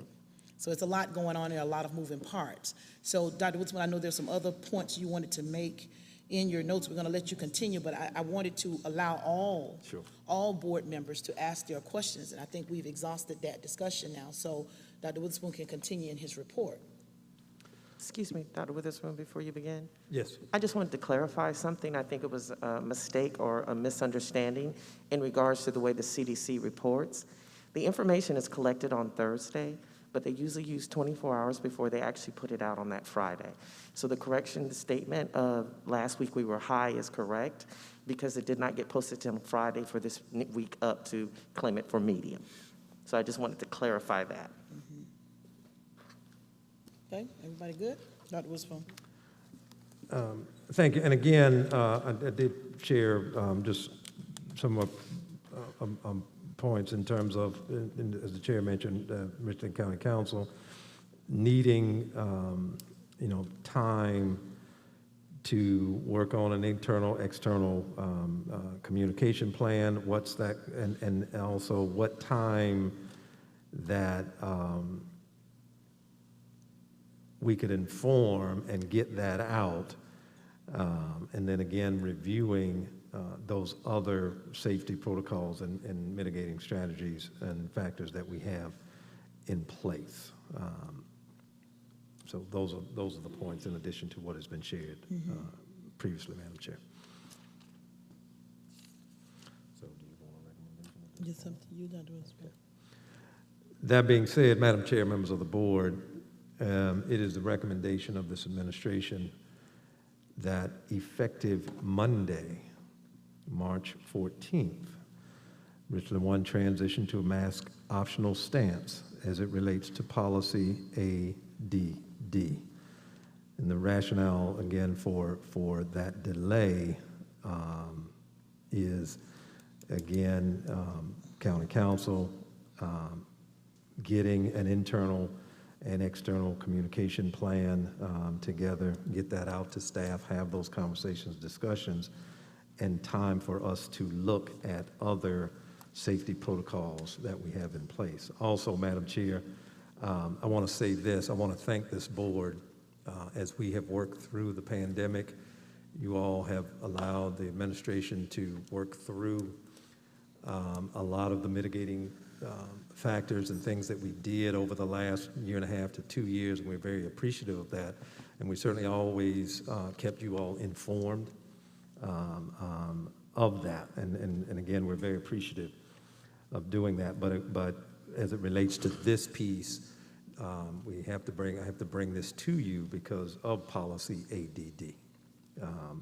But the other mitigating strategies and those types of things, again, we will be taking a look at and rolling out a comprehensive, if you will, message. And also, Madam Chair, as has been stated both by DHEC and also CDC, in the event that there needs to be some change based on those measures and so forth, I would also ask that the administration be able to adjust accordingly with that, certainly keeping certainly the board informed in that regard. Madam Chair. You've heard the recommendation of the administration. What's the pleasure of the board? Move for approval. Second. It's been moved by Commissioner Bishop. It's been seconded by Commissioner Lomanak. We'll open the floor now for question or discussion. A motion has been made by the superintendent to effective March 14th to move to mass optional in Richland 1. It's been properly second in motion. So we'll open the floor at this time for any question or comments. Commissioner King? Ms. Harris, I don't mean to be contentious about this, but there is no agenda item here that speaks specifically to a vote on masks, but there is an item that says 11.2 policy ADD face covering. And so we could just, because it's listed on the agenda, vote on that, which would give the exact answer to the superintendent's recommendation. I fear that, this motion, this item is not an agenda item. And so I suggest that we just take 102 with the caveat that, when we change or review policies, I think that there are two readings. I mean, that's policy. Commissioner Bishop, can you rescind the motion? Madam Chair, I rescind my motion to approve the recommendation of the administration. We need a second. You're rescinding your motion? Yes. All right, so we'll address the mass policy 11.2 because at the end of the day, it is the board's decision. We have heard from the superintendent and what he is recommending. So we have received the information side of that. We will move forward now. Thank you so much, Dr. Witherspoon. Did you have anything else in your board report? Yes, Madam Chair. Let us allow him to finish his board report and we'll deal with the mask mandate at the policy. Correct. Thank you, Commissioner King. Thank you all. Congratulations to the W.J. Keenan High School girls basketball team on winning the 2022 Class 3A state championship on Friday, March 4th. The team defeated Camden High School 60-58 to bring home their third consecutive state title. Congratulations to head coach Reggie McClain and his team. We also congratulate the A.C. Flora High School boys basketball team and head coach Joshua Staley on their outstanding season. The Falcons finished as the runner-up for the Class 4A state title. Our schools and staff joined in the national celebration of Read Across America Day on March 2nd. In conjunction with this observance, I launched the Superintendent's Book Club. To join, all students have to do is read. Book club members will be invited to a special reading celebration, and there will be recognition and prizes for the school, class, and students who read the most books. As an incentive to encourage them to become members of my book club, if students in pre-kindergarten through 8th grade collectively read 250,000 books by May 6th, I will let them duct tape me to a wall. Okay. Students who want to join the Superintendent's Book Club should contact their teacher for more information. We have several education-related observances through the year, and I want to highlight a few of those observances for the month of March. March is Music in Our Schools Month, which celebrates school music programs and recognizes the importance of music education. And we had our honors orchestra event 2 weeks ago as well over at Keenan High School, and our students and our faculty performed very well. March is also National School Social Work Month, which highlights social workers and the essential roles they play in the well-being of communities across the country. This week, March 6th through 12th, is designated as National School Social Work Week. March is also Women's History Month, which recognizes and celebrates the vital role of women in American history and in society today. And to members of the board and certainly all of the women in Richland 1, we salute you. Please join us in acknowledging and celebrating these observances throughout the month. Thank you to our music educators, our school social workers, and to every woman in Richland 1 and across the nation for contributions you make every day. Our spring in-person teacher job fair will be held Saturday, April 2nd from 10 a.m. until noon at W.J. Keenan High School. This event is specifically for persons seeking employment as teachers. Participants should possess or be eligible for a South Carolina teaching certificate. All prospective candidates are asked to complete a Richland 1 application and register prior to the event. Registration is requested but is not required. For more information about our teacher job fair and career opportunities in Richland 1, call 803-231-7423 or go to our website at richland1.org/careers. Finally, we're excited that Richland 1 will be the first school district in the state to receive a state-of-the-art electric school bus. The bus and charger that Richland 1 will receive are valued at $350,000. The presentation will be made Thursday by the Austin Meyer from the Ava Lane Meyer Foundation, which sponsored a Kids Ride Clean essay contest that several of our students participated in. Based on the student essays, Richland 1 was one of the 4 districts chosen to receive an electric bus. And we extend our appreciation to Mr. Meyer and the foundation. Madam Chair, this concludes my report at this time. Thank you so much, Dr. Witherspoon. We will open the floor at this time for any questions or comments in regards to the superintendent's report. Seeing none, hearing none. Thank you so much, Dr. Witherspoon. We will now go back up to the board, office of the board at 11.1. The parent appeal hearing did not happen, so we just want to make sure that's noted for the record. We will go to 11.2, which is policy ADD, which is face covering. If you're in board docs, you can pull up the policies if you need to see them. We do need to discuss the policy or whatever recommendations is going to be made at this time. Madam Chair. Commissioner Devine. Oh, I'm sorry. Go ahead. Thank you, Madam Chair. I'd like to move that we rescind or repeal policy ADD, face coverings, at this time, with the caveat that masks need to be worn while in the health room or other designated healthcare areas by the school, by visitors while they're indoors in the school during the school day, by individuals returning to school or work from isolation as a result of testing positive on days 6 through 10, and when there's a school outbreak as defined by the CDC, 10% or more of the school's population testing positive for 2 consecutive weeks. Second. Okay, there is a motion on the floor to rescind ADD policy effective, I believe, March 14th. Correct. It's been properly seconded by Commissioner King. We'll now open the floor for question or discussion. No. Commissioner King? So, Mr. Devine, if you don't mind repeating the, with the understanding of et cetera, particularly I want to make it very clear.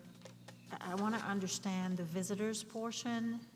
So are you suggesting that the visitors wear masks? That's correct, yes, ma'am. All the time? Yes, ma'am. What if the visitors were providing proof of vaccination, for example? They can still carry the virus. Well, I'm sorry, Ms. Clyburn, you'll have your turn. What if, we're exploring, you know, I mean, if people are vaccinated, most likely they, at which point do we sort of get rid of the masks? If you've got visitors that are volunteers that are there for the day, you know, do you have to wear their mask all day long if they can provide, let's say, I mean, can the administration talk about that? Proof of vaccination, occasional test or whatever? And we've got a lot of volunteers, and we've got a lot of volunteers that spend a lot of hours in our schools. Commissioner King, I would ask that we allow the superintendent to bring that back to us, Okay. because proof of vaccination doesn't, there are people getting COVID with the vaccination. So showing proof, I think we need to allow the superintendent to bring that part back to us. Sure, I'm just, I mean, Out of fairness, being that we are talking about this head on, straight off the cuff. So I think that piece needs to be brought back to us, you know, if we could. You know, I agree wholeheartedly with Commissioner Devine. A visitor needs to be masked because we still have the responsibility of protecting the child. Also, You know, Madam Chair, Commissioner Bishop? you know, there are people who are falsifying these vaccination That cards is as well. correct. Can't That is falsify a correct. Well, we can't mask. ask for that anyway, right? I appreciate that, Madam Chair. This is the point of discussion. That's why I wanted to bring that up. Let me ask a question. From a legal standpoint, Attorney Williams, can we ask for a vaccination card? It's HIPAA. It's not. It's my understanding that some people have asked and individuals have not provided that. And I'm not aware that you're demanded to present that So you information. might want to leave that alone. But I'll look at that further. Okay, all right, thank you. Commissioner King, you can finish your comments. Sure. I mean, look, I mean, it's obviously we're all concerned about safety, right? I mean, and it's not about, you know, letting loose everything. It's just massaging the idea. I mean, that's what the point of discussion is. So yeah, I think there should be some guidelines or just some answers from the administration on that. What else was it, Mr. Devine, that you said? What are the different? While in the health room, visitors while they're indoors in the school during the school day, by individuals returning to school or to work from isolation as a result of having positive tests on days 6 through 10, and when there is a school outbreak as defined by CDC, where 10% or more of the school's population testing positive for 2 consecutive weeks. So your second point about wearing a mask after having had COVID, are you, those number of days that you are talking about, are they modeled after the CDC recommendations? So it's following, okay, just wanted to. We can ask Nurse Jones to verify. Right, which is fine. I think it's would make it clear for the public that we follow the guidelines of a particular organization, and if it's the CDC, that's what it is. So, you know, I don't know if you want to be super specific on the number of days because those guidelines change, but we could say according to the guidelines recommended by the organization that we are following. It would give us probably a little bit more flexibility. Yeah. Just a Okay. suggestion. Commissioner Clyburn? I recommend that we all, as community members and commissioners, do ample research on COVID-19. The vaccine does not block the virus. The vaccine prevents prevents severe illness and some hospitalizations and sometimes death. It does not prevent transmission of COVID-19. So providing proof of vaccine means, I don't know, nurse, I don't think it means a hill of beans, really. I mean, so I wouldn't be in support of that at all, but, you know, I'm not the entire board, so I just wanted to say that. Commissioner Bishop and then Commissioner Myers. Thank you, Madam Chair. Maybe this can be addressed by Nurse Johnson or Dr. Witherspoon. As this may be a a move forward to do mask option. If there's a student who used his choice or her choice to wear a mask, and there is some anxiety from the student while engaging a teacher who is not masked, will there be any preferential treatment for the teacher to wear a mask around that particular student? Nurse Jones? Is she still in the room? I'm sorry, Nurse Jones. We thought you were done for the night. Ms. Survey, you may want to stay close by as well. Thank you, Nurse Jones. Yes, I'm sorry. So your question was as far as if there was an individual that was wearing a mask and they felt uncomfortable around someone that was not? Yeah, they instruct their teacher and staff, yeah. Would that staff or that teacher be recommended by this administration to engage that student with a mask because of the anxiety of the student? We have not discussed that. That would be something we would have to discuss. Okay. Yeah, there are some moving parts. That's why we needed some time out. Yes. If you were forward in terms of implementation. Because of concerns like that, how would we address, and I'm sure, we'll have similar conversation with school staff and so forth, because, they're going to be the ones on the front line on this. So how would we deal with those things? Those are again, we started talking about some of this last week. But there are some, and as we've been talking through this pandemic, and making plans and so forth, they're intended and unintended consequences that, and sometimes there are things that we'd solve for something and then find out, oh, there's 2 or 3 other things we need to solve for. So to your point, those are some things, again, we need to get in front of our school administrators, our staff, and field questions from them, and how do we deal with various scenarios and the like. That's thus needing some lead time, if you will. Yeah, Dr. Witherspoon, and I guess you're definitely going to look at every scenario, but the other scenario is vice versa. As Commissioner Lomanak has, spoke about teacher exodus. Yeah. If this decision go forth, you may have several teachers who will say, this is not the environment I want to work in.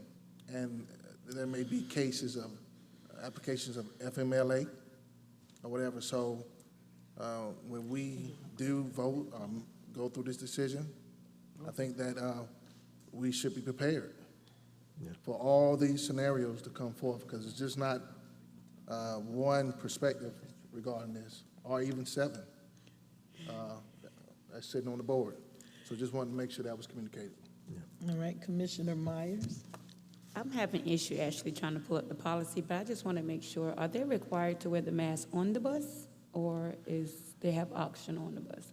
I don't remember what was that. They did change that. There was a requirement for masks to be worn on the bus. I think as of late last week, Ms. Carlin, there was some information that came out. That requirement has since been removed. Can't hear him. His mic is on.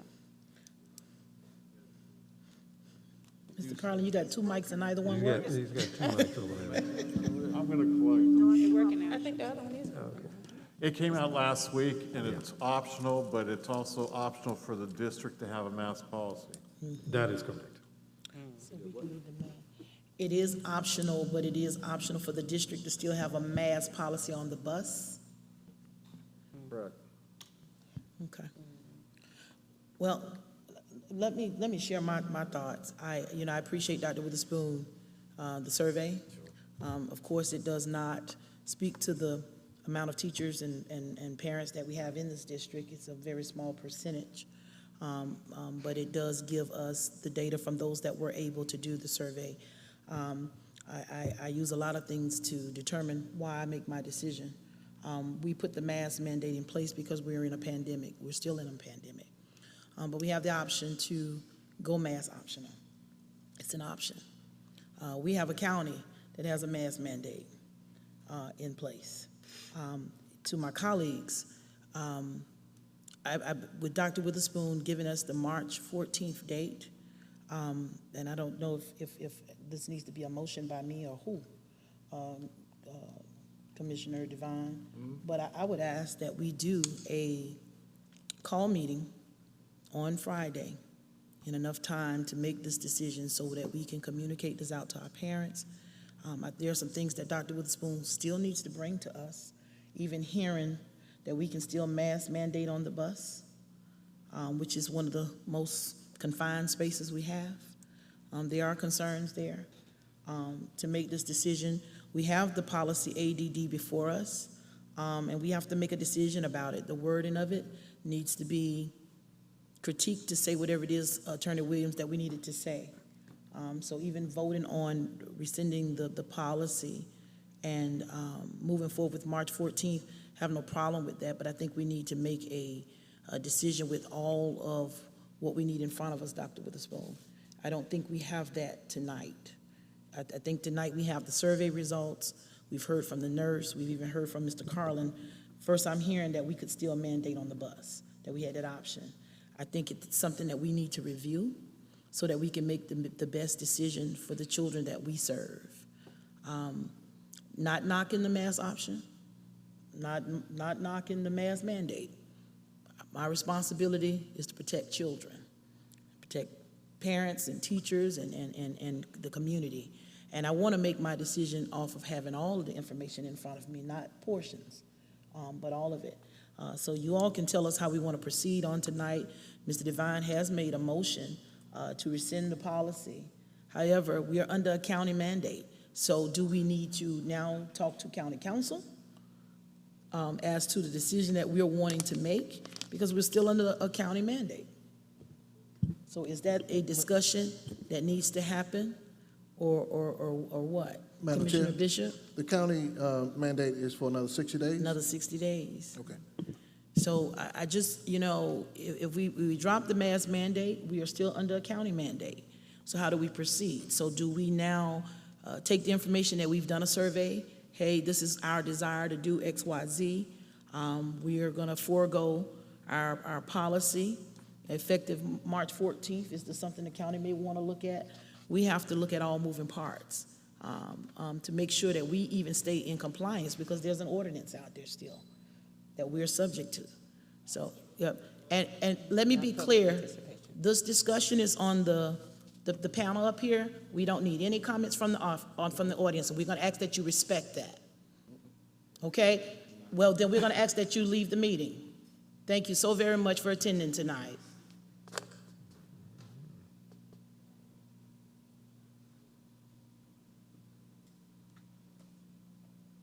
Again, we want to make the best decision for the children based on what's before us. Dr. Witherspoon, I appreciate knowing that we're ready to move forward. That's a good thing. But we have a county mandate in place as well that we have to deal with. So we have to take that up in a discussion at least tomorrow with at least the chair of county council. Okay, we're ready to move forward. This is what we're going to do. We come back on Friday. We still have enough time with the March 14th date to make the decision, to change the policy. Attorney Williams has enough time to work on this policy. As the policy is tonight, we rescind the policy, but we have nothing in place. The things that Commissioner Devine has put in play, we need to have that now in writing before us. Am I correct? To make sure? Between now and Monday. Which would be Friday. We meet Friday so that we have enough ample time to make sure our parents know the move we're going to make Monday. I wouldn't want to do it on Monday. I would prefer, if we can, on Friday, even if it's got to be a virtual call. Guys, I think we need to do this the right way, because the county has put us under a 60-day mandate. So if we rescind our policy, you still have a county mandate. We're a county. So it's only right to get with county council and say, hey, we're considering. Again, we're Richland 1, and ma'am, again, ma'am, you can leave as well. You have a good evening. Sure. When you meet. She's not listening. We're going to ask security to please remove any outbursts in the meeting We're working to make the right decision again.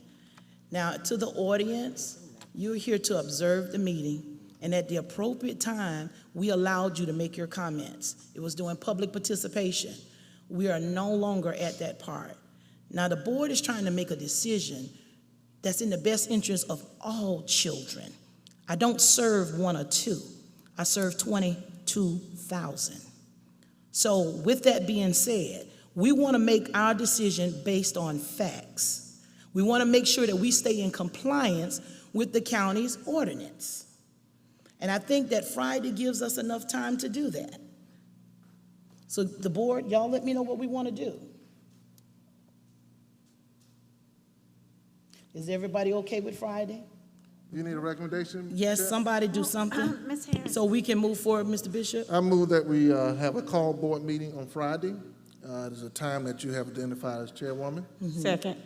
Okay, there is a motion on the floor to have the call meeting on Friday, and that allows me to get with county council as to what the board, what the Richland one is preparing to do. That gives us ample time to make a decision. We can do it at 12 noon lunchtime. It's been seconded by Commissioner Clyburn. We'll open the floor right now for any questions or discussions, and we'll take a vote on that, and then we can go back to the original motion. Because I think we are wanting to still entertain the motion, but we need more information, especially as it relates to what the county has in place. I can't speak to what other districts are doing, but we have to stay in compliance with what the county has in place. Commissioner Lomanak? Yeah, I guess I was asking, my question was, I thought there was a motion on the floor by Commissioner Devine. And I felt like we probably needed to take care of that first, but I also had another question. What happens if we just repeal this policy and let Dr. Witherspoon and the district implement what they need to, so they've also got some wiggle room so that when we say very specific things and then the science changes, he doesn't have to come back to us each time and get a vote. He can just change. I mean, one of the benefits of following CDC guidelines is they're monitoring it each week, and we're not having to monitor it. So what would happen if we just voted to repeal this? And to your point, Commissioner Lomanak, I think we're actually saying the same thing. Is exactly what you're saying. We're trying to allow for the wiggle room, but we need to address all of the policy. Tonight, we're not prepared to do that, is what I'm saying. So we would need enough time to talk to county, let them know what our plans are, look at this policy, craft it to say just what you said. If the numbers go back high, it's this. All of the things that Commissioner Devine has listed needs to be outlined in this policy, so that when we come together on Friday, we all look at the policy and see the changes that we're making. Because speaking it tonight and not having it in writing and actually having the proper dialogue to change this policy, this is not deciding whether or not we want a blue Cadillac or a gray one. This is deciding whether or not we're going to move a mitigation strategy off the books when it comes to our children and our faculty. It's as simple as that. March 14th is still the target date, but we need enough time to craft this policy. And I would ask that Commissioner Devine get with Attorney Williams with those things you outlined. Correct. To make sure that they're stated correctly in there. When we come together on Friday, that will give us enough time to vote on it and get it in place. Dr. Witherspoon can have his folk teed up to send out the communication to the parents that it is in effect March 14th. But the policy right now, guys, we're just speaking about what we want to change. And we need to have it drafted in front of us, those changes, so we can vote on what we have in front of us. So essentially, I think we're saying the same thing. Exactly, we are. Even with repealing the policy now, you still have until Friday, because his date wasn't effective until Monday. 14, correct. So you got between now and Monday or Friday or whenever the next meeting is. I'll give these items to Ms. Williams and add them to the list. Right. And then they produce a final policy ADD face covering with those necessary changes. Right. Presented to us. Then at a future meeting Friday, if that's what everybody decides on, then we vote on that particular thing. Then I actually had a second motion, because I want to do exactly what Mr. Lomanak has said, make it ADDR, which is a rule. Administrative rule. I don't want to take them all both at the same time. I want to rescind the policy. Right. Deal with whatever changes. That's one motion. Then my second motion was going to come back to then implement the rule to allow the administration going forward to deal with any changes up and down with that 10%. Right, exactly. So that'd be we're two all separate practically saying the same thing. Well, March 14th is still the targeted date. We just need it done in a way that we can vote on the policy and hand it over to Dr. Witherspoon as an administrative rule, so he can take it from there. And it comes from under it's still our policy, but he turns it into he adds an administrative rule to now implement it. Correct. Like if we want to add masks, if we want to keep masks on the bus, we can say that. Well, but we only vote on the, right, Jimmy? We only vote on the policy, right? Right. And the gist of what people want to hear is, are we going optional or not? And that's clearly the direction that we're going into. Of course, then, administrative rule, the do's and the don'ts and visitors and all that can be in the administrative rule, which, by the way, needs to be very clear to the public also, right? Because it's the second layer that they often don't realize there is. And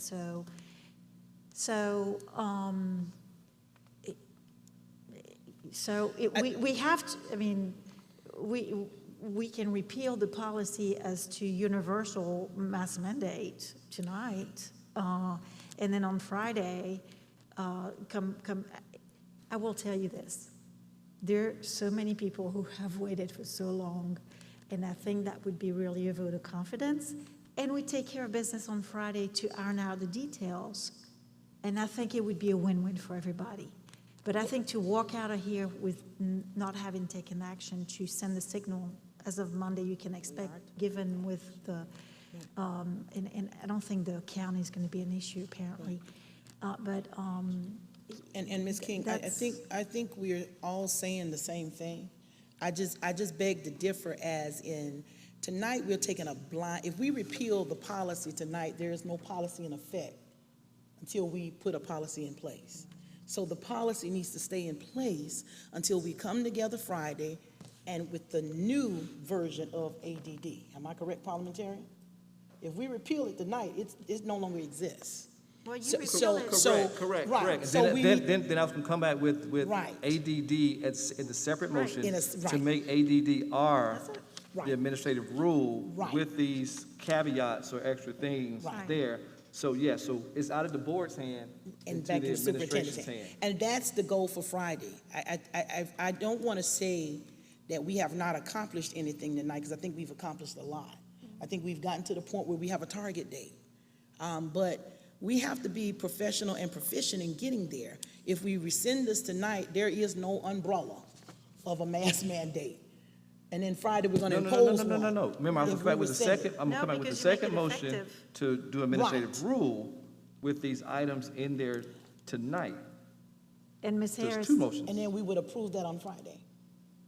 Correct, so staff is gonna take it back tonight, so you Right. still, in essence, will have face covering rule in effect, which is still the same policy, it just becomes a rule, so you do have something still in effect.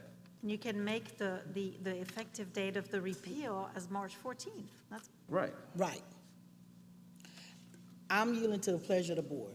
So Like the I've motion- said. So the motion on the floor right now is that the board meets on Friday Right. to discuss Yes. item ADD. And it's been properly So- second. So let's go ahead and take a vote on that, Yes, go back sir. to the original motion, then I get back to the second motion There you regarding go. the administrative rule. Okay, all those in favor of meeting on Friday at 12 noon to rescind ADD, the policy? Miss, Say aye. We're can gonna we ta- do this virtually? It's Yes. going to be easier on everybody. Absolutely. Thank you. Absolutely. I'm okay with virtual.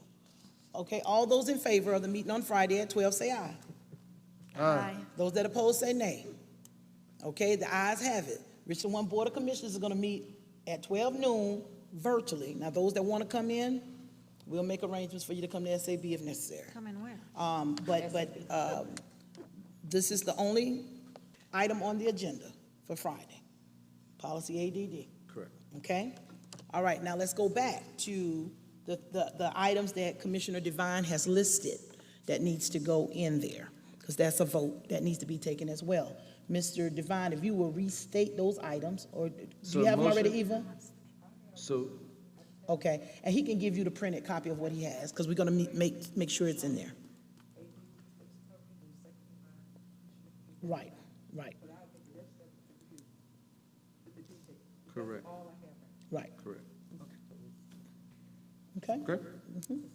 Okay, all those in favor of those items that Commissioner Devine listed as a part of the new ADD policy, say aye. Aye. Those that oppose, say nay. Okay, the ayes have it. Okay, so we have a meeting on Friday, 12, We still to vote here? Do we vote? Commissioner Devine. Commissioner Devine? I've got another motion. Okay, he has another motion.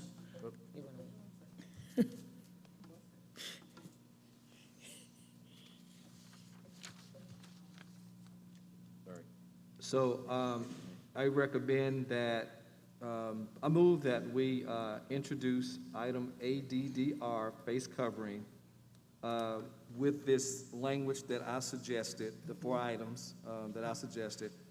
Masks are worn while in the health room, other designated healthcare areas in the school, by visitors while indoors in the school during the school day, by individuals returning to school or work from isolation as a result of being tested positive on days 6 through 10, and when there is a school outbreak as defined as 10% or more of the school's population testing positive for 2 consecutive weeks. That's my motion. We just voted on it. No. This is for the rule, Oh, the rule. that you add the rule to That the is agenda correct. also. 'Cause- right. We need a second for the rule. Okay, second. But truth be told, the rule is carried out by the superintendent, not the board. So you vote on We can rules? bring that back. No, He we can- don't vote on that. Right, the administrative rule carries out by the superintendent, so he We'll bring brings that back Yeah. We'll bring that. on how he carries out our motion for the So policy. how are we gonna know what the final rule say? He will bring it Friday. He will have it Friday. Okay, I Y- rescind my, yeah. I rescind my, Okay. Have it Friday. Yeah, because you've made the motion and you've motion. listed those items, so now Dr. Witherspoon takes those items and create the rule. Correct. Remember, Okay. they own the administrative rule. Correct. Okay, Yeah, so all right, it'll very work. good. And we'll have the Okay. rule, All right. and we'll have the policy on Friday. All right. Okay? Good job, Awesome. Jeff. Everybody good? Okay. All right. Let's move on. And let me just mention this real briefly to the board. We can run through this real quickly.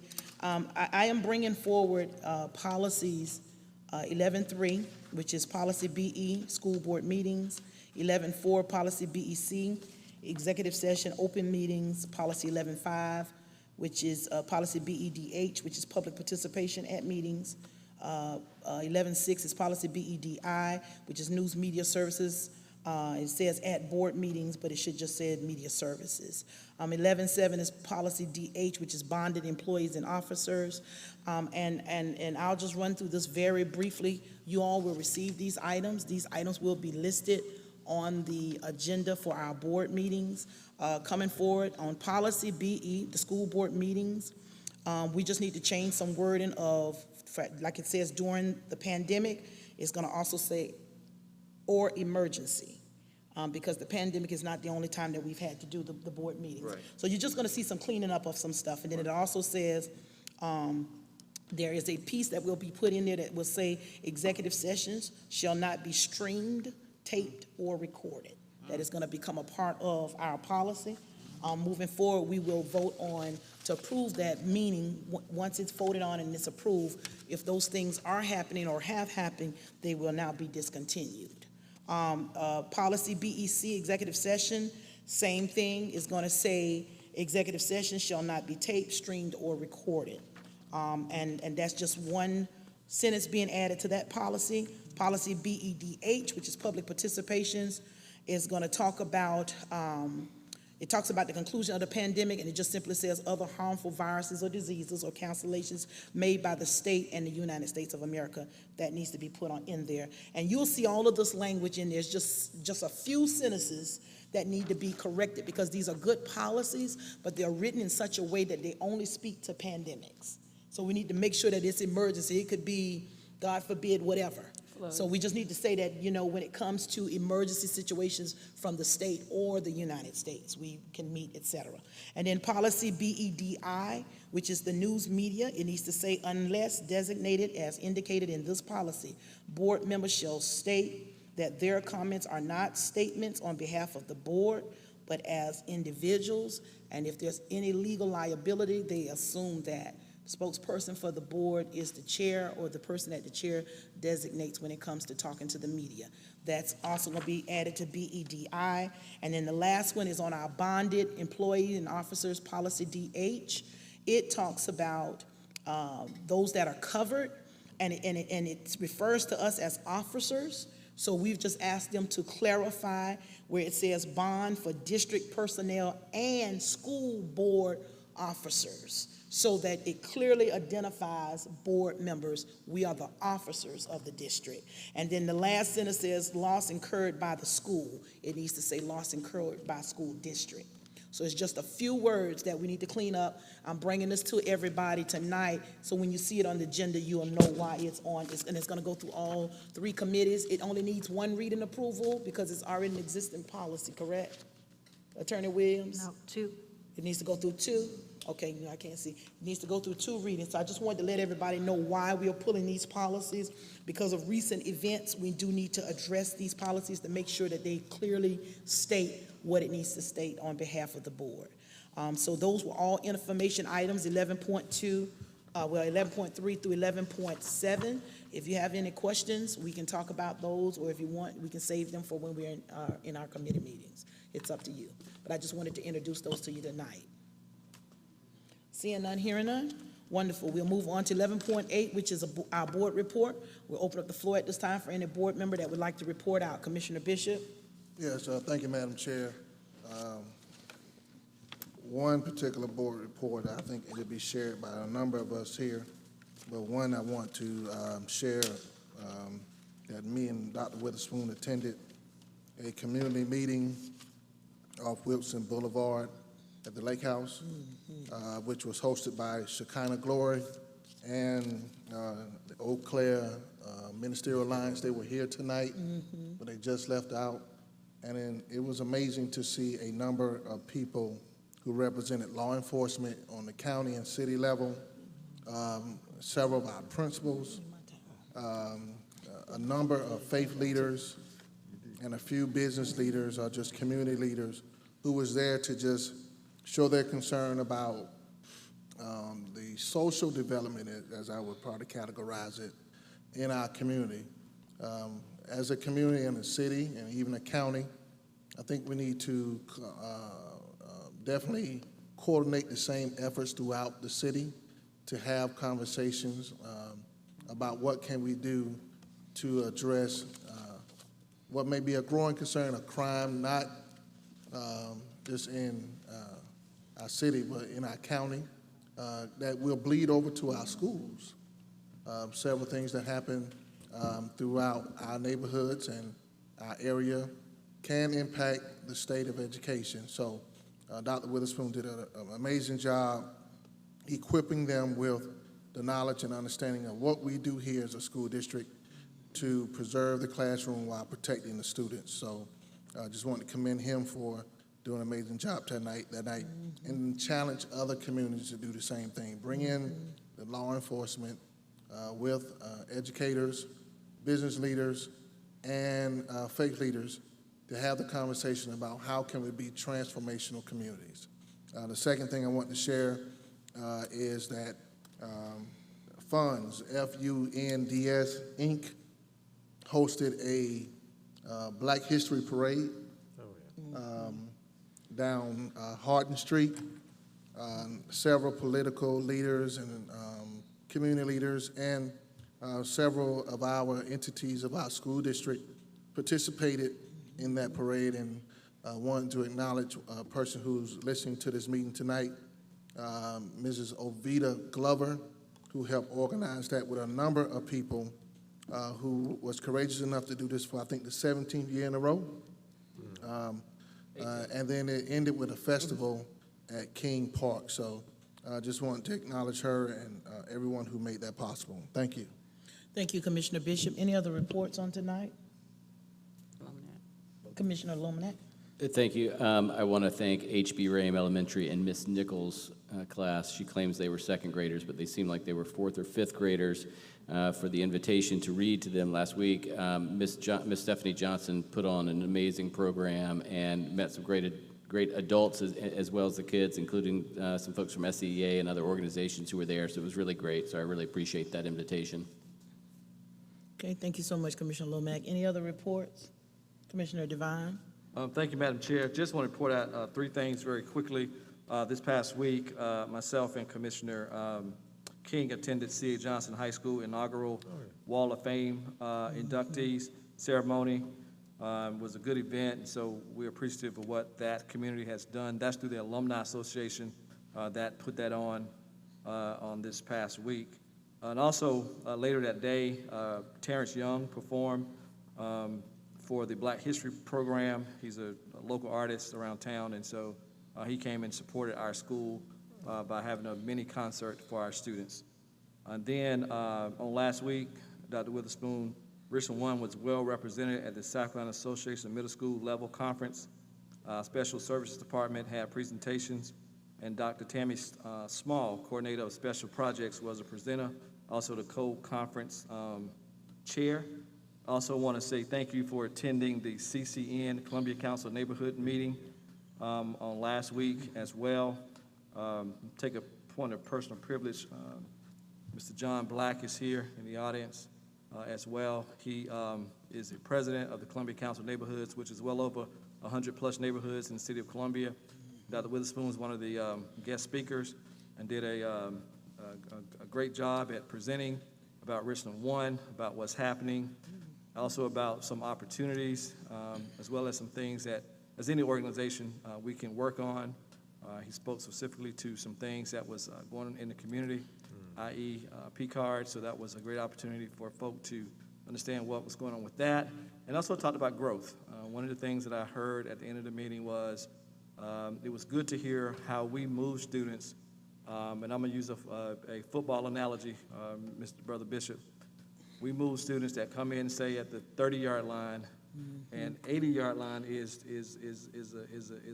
a D or C. We move them from the 30 to the 50 or the 60.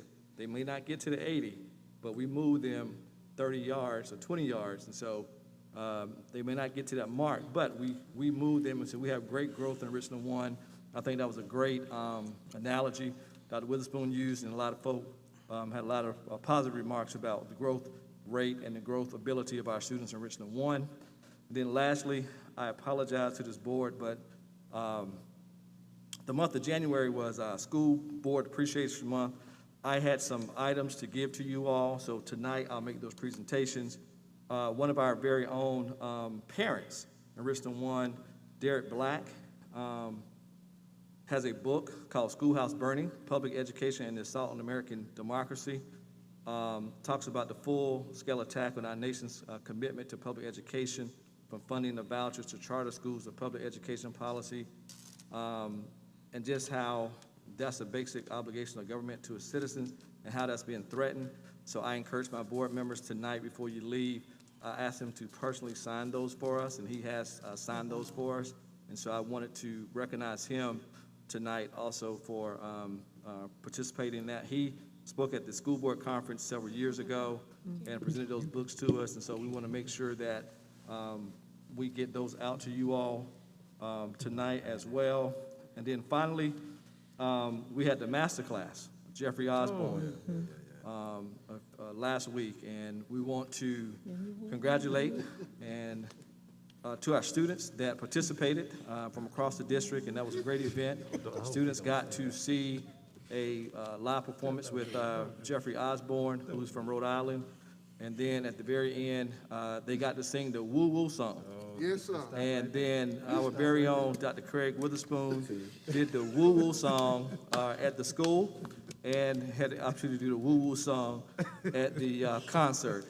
And so he didn't win. Another young lady won. That's right. But he did a great Woo Woo. So Dr. Witherspoon, thank you, and accolades to you as well.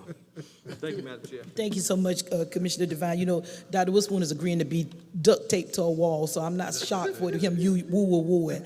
Certainly want to thank you for that report. Any other reports? I'll be real brief in my report. Want to share with the board, I had the opportunity to spend Saturday morning, very early Saturday morning, with a group of Lower Richland's JROTC members at a warehouse packaging of items for a community giveaway. So I just wanted to take this time to thank Sergeant Hill of the Lower Richland JROTC for getting those cadets together. They were on point, and even the guy that was over the project, all he had to do was stand back and look because they were very organized and very detailed. So certainly want to thank them for that opportunity. I also want to share with the board that as we approach our board work session, coming out of that, we will begin working on our reapportioning. Those efforts have already begun. So we will be keeping you all abreast of that as we start moving forward in that process for the reapportioning of our election districts in Richland 1. Also wanted to share that the Lower Richland Alumni Foundation will be hosting, Commissioner Bishop, the Black and Gold Gala at the Columbia Metropolitan Center on July the 23rd. And for those that don't know, all of the proceeds that are raised goes back to the 10 schools that sit within the Lower Richland cluster, all the way to Eastover on over. These dollars have been used to help purchase school marquees, televisions that are in our cafeterias for our students to have some interaction. Dr. Witherspoon, I think physical education equipment, et cetera, help to sponsor trips for JRTC as they travel, sometimes to help purchase their snacks. So we want to invite you all that would like to attend. Tickets will go on sale, I believe, on the 15th. That is a black tie affair. It is a very upscale. If you have not attended, I know there are members of the district that have come before, but we are looking forward to having you there on July the 23rd, beginning at 7 p.m. for the Black and Gold Gala, and it'll be held at the Columbia Metropolitan Center. Also, they are in the process of unveiling 9 plaques that will be posted at the Richland 1 Stadium at Lower Richland, which is right here, to highlight all 9 of the NFL players that have gone through Richland 1, attended Lower Richland High School. Please stay tuned for that announcement as well, because they will want the board in attendance at that. And also, I would like to publicly thank Shaquille O'Neal for being one of our first sponsors for the Black and Gold Gala, and I'm just very grateful and appreciative of the love and support that he has given to Richland 1.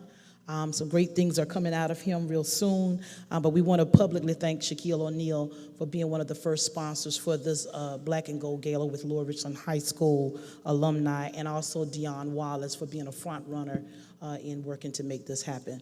That will conclude my report. Madam Chair, what's the date and time for the Black, Blue, and Gold? Yes. July 23rd, and you already know the Raiders and the Falcons and the Blue Devils and Hornets, all of you are invited. The Capitals, all of you are invited to this event because we are all sister schools and we are in this together. And we are going to be working with a lot of these alumni foundations to help get the same event established in your communities as well, because the district cannot do it alone. And I know Dr. Witherspoon and Mr. Carlin is very grateful when you get those checks donated to these schools from outside entities. So we certainly want to thank those 8,800 alumni that are putting this event on. So please come out and support us. We look forward to having the Raiders and everybody there in celebration with us. Commissioner Clyburn? Yes, I just wanted to say thank you to South Kilbourne Elementary and Ms. King. I missed the reading that the rest of the board commissioners did a few weeks prior. So I was able to reschedule and go. Excuse me? Sandale, too. Oh, yes, and Sandale Elementary. Yes, thank you so much. I read to a first grade class at South Kilbourne, and I read at Sandal. I read to a kindergarten class and a first grade class. So that was very much enjoyable, as always. And also, I want to join Superintendent Witherspoon and fellow Raider Aaron Bishop in congratulating our W.J. Keenan girls basketball team in their win for the championship, 3A championship, 3rd year in a row. I had my pom-pom there from 1992. It was almost shredded because I was shaking it so hard and my voice went hoarse and everything else, screaming so loud. But I had a great time, and our girls, they pulled it out and they rallied. And also congratulations to AC Floor Boys basketball team for making the finals. So, thank you. Thank you so much, Commissioner Clyburn, for your report. Any other reports on tonight? Okay, seeing none, hearing none. We have one announcement, and that is our next regular scheduled board meeting of the Board of Commissioners will be held Tuesday, March the 22nd, 2022 at Eau Claire High School, 4800 Monticello Road, in Columbia, South Carolina. Without any objection from the board, we can consider ourselves dismissed. Thank you. Have a good evening.